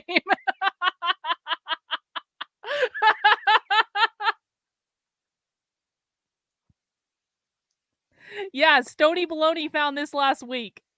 Okay, we only have a couple minutes left of this. Let's just like wrap this up. Let's wrap it up. All right. Fuck you, Phil. I'll do what I want. To be fair, I was more so screaming at Bot because Bot was here at the beginning of the stream and Bot should have known better. He's dreaming, so he's whimpering his sleep. So some of that is the case, right? But most of my work is practical. I mean, the work that I'm doing the last couple months is I'm helping do threat modeling. And I've done a lot of threat modeling over the years, but I'm doing threat modeling for the so-called Web 3.0. This is Tim Berners-Lee, the person who invented the World Wide Web, has basically proposed and built Bot's been smoking too much weed is what the problem is. Okay, I understand. Fine. Solid. It was originally developed in conjunction with MIT. But anyway, I'm working with one of the providers to, as their security architect. And so, that's a completely practically based application of what I've done. So it's a combination of understanding socio-political threats, understanding legal threats, understanding trust relationships and how those are built online. Yeah. And so in that sense, or with the prosecution project, that's directly applicable. We're looking at cases which are in the courts, or in the case of Solid, we're looking at technologies which are being implemented today. Got it. With that amazing, all right, that was an amazing, exhilarating discussion. Indeed. Do I discuss the impact of Freemasonry on politics? No, I don't. Not because, I'm sure it's very interesting, but we focus on far left radical revolutionary socialist groups now. But if you have stuff that's relevant, I don't know, we might take a break and look at it if you have suggestions for things to watch or stuff like that. All right, guys, that concludes the end of the talk from the Antifa professor, Dr. Michael Loadenthal. And again, for those of you who missed the first part of the stream, the reason we are listening to this is that soy boy Antifa professor that we just listened to for 2 hours. He wrote a book called The Politics of Attack, Communiques and Insurrectionary Violence. This is, and now we just learned this is based off of his dissertation, which is even more interesting. And essentially this is one of the things I'm going to be analyzing for the Inner Circle podcast, which you can find on my Substack, Carlin, KARLYN.substack.com. And this is how they're organizing in order to stage their little insurrection. So what he's done is he's gone into all these anarchist groups. He's gotten their communiques, which communiques are how, if we have a vast network of decentralized, like narco-communist cells all over the country, they need a way to communicate with each other in order to like coordinate their efforts, because no one reports to anyone else, but they do have to communicate in order to be effective. And so communiques on anarchist websites, on message boards, on things like that, this is how they communicate with each other. And so this is at least a 2017 version of the communiques that these groups were sending back and forth between each other. So it's an interesting thing because what we're starting to find out, and again, a lot of the things that this guy said in that talk actually confirm this. What we're finding out is that communiques and zines from like the late 90s and into the 2000s and early 2010s, the materials that were written in that time period are actually some of the most influential things on today's far left activists. So the college protesters all read this stuff.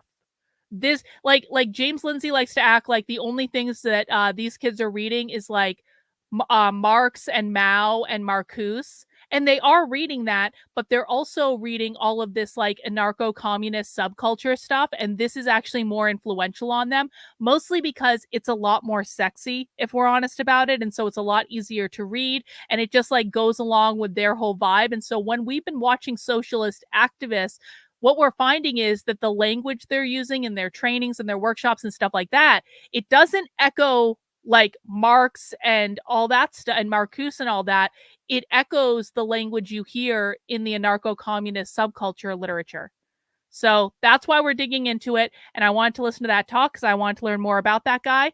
And I think it was pretty good. Amelia says, do you find that most of these activists have wildly high IQs? I'm wondering if it has any relation to their love of ideas, but no way to manage them. I mean, honestly, no. I think that it's kind of one of those things, right, where like, it's like a bell curve. It's like people with the really high IQs and people with the really low IQs sometimes come to the same conclusions about things because it's like the most common sense answer, but people in the middle, they overthink things too much. And so they come up with like these flowery, ridiculous answers that have nothing to do with being hinged into reality at all.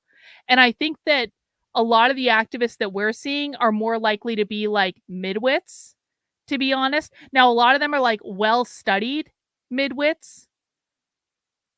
So they've read a lot more. Like the far left activists have read a ton more, generally speaking, though this is not like a pure rule, but like general, like they're more well educated.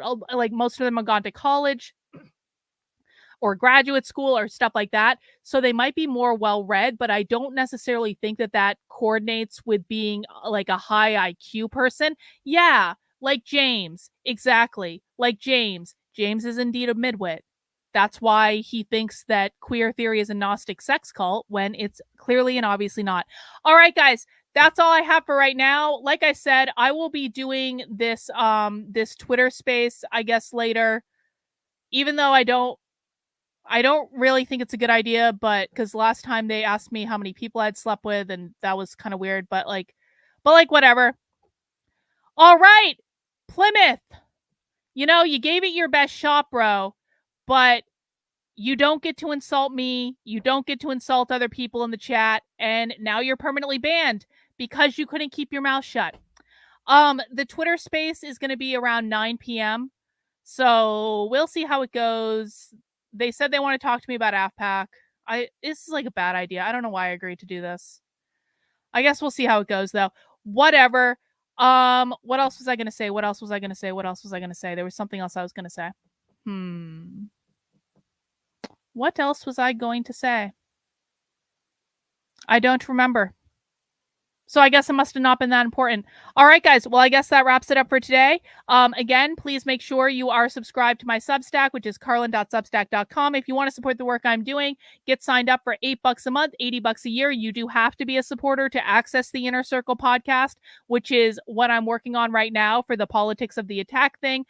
So that'll be going up. I also have another podcast for the Actively Unwoke podcast, which is the free one, going up at some point. And yeah, I guess that's all I have for right now. Is there going to be a late night stream tonight? I don't think so. I'm honestly kind of tired and I'm not really feeling all that great. So I think I'm just going to do this Twitter space thing and like work and go to bed probably. So probably no late night stream tonight, but we do have happy hour tomorrow in which we're going to drink beer and watch Awoke training. And so I'll see you guys then. Please make sure to mount the like button on the way out the door. I really do appreciate it, guys. Take care. We'll see you soon. Bye.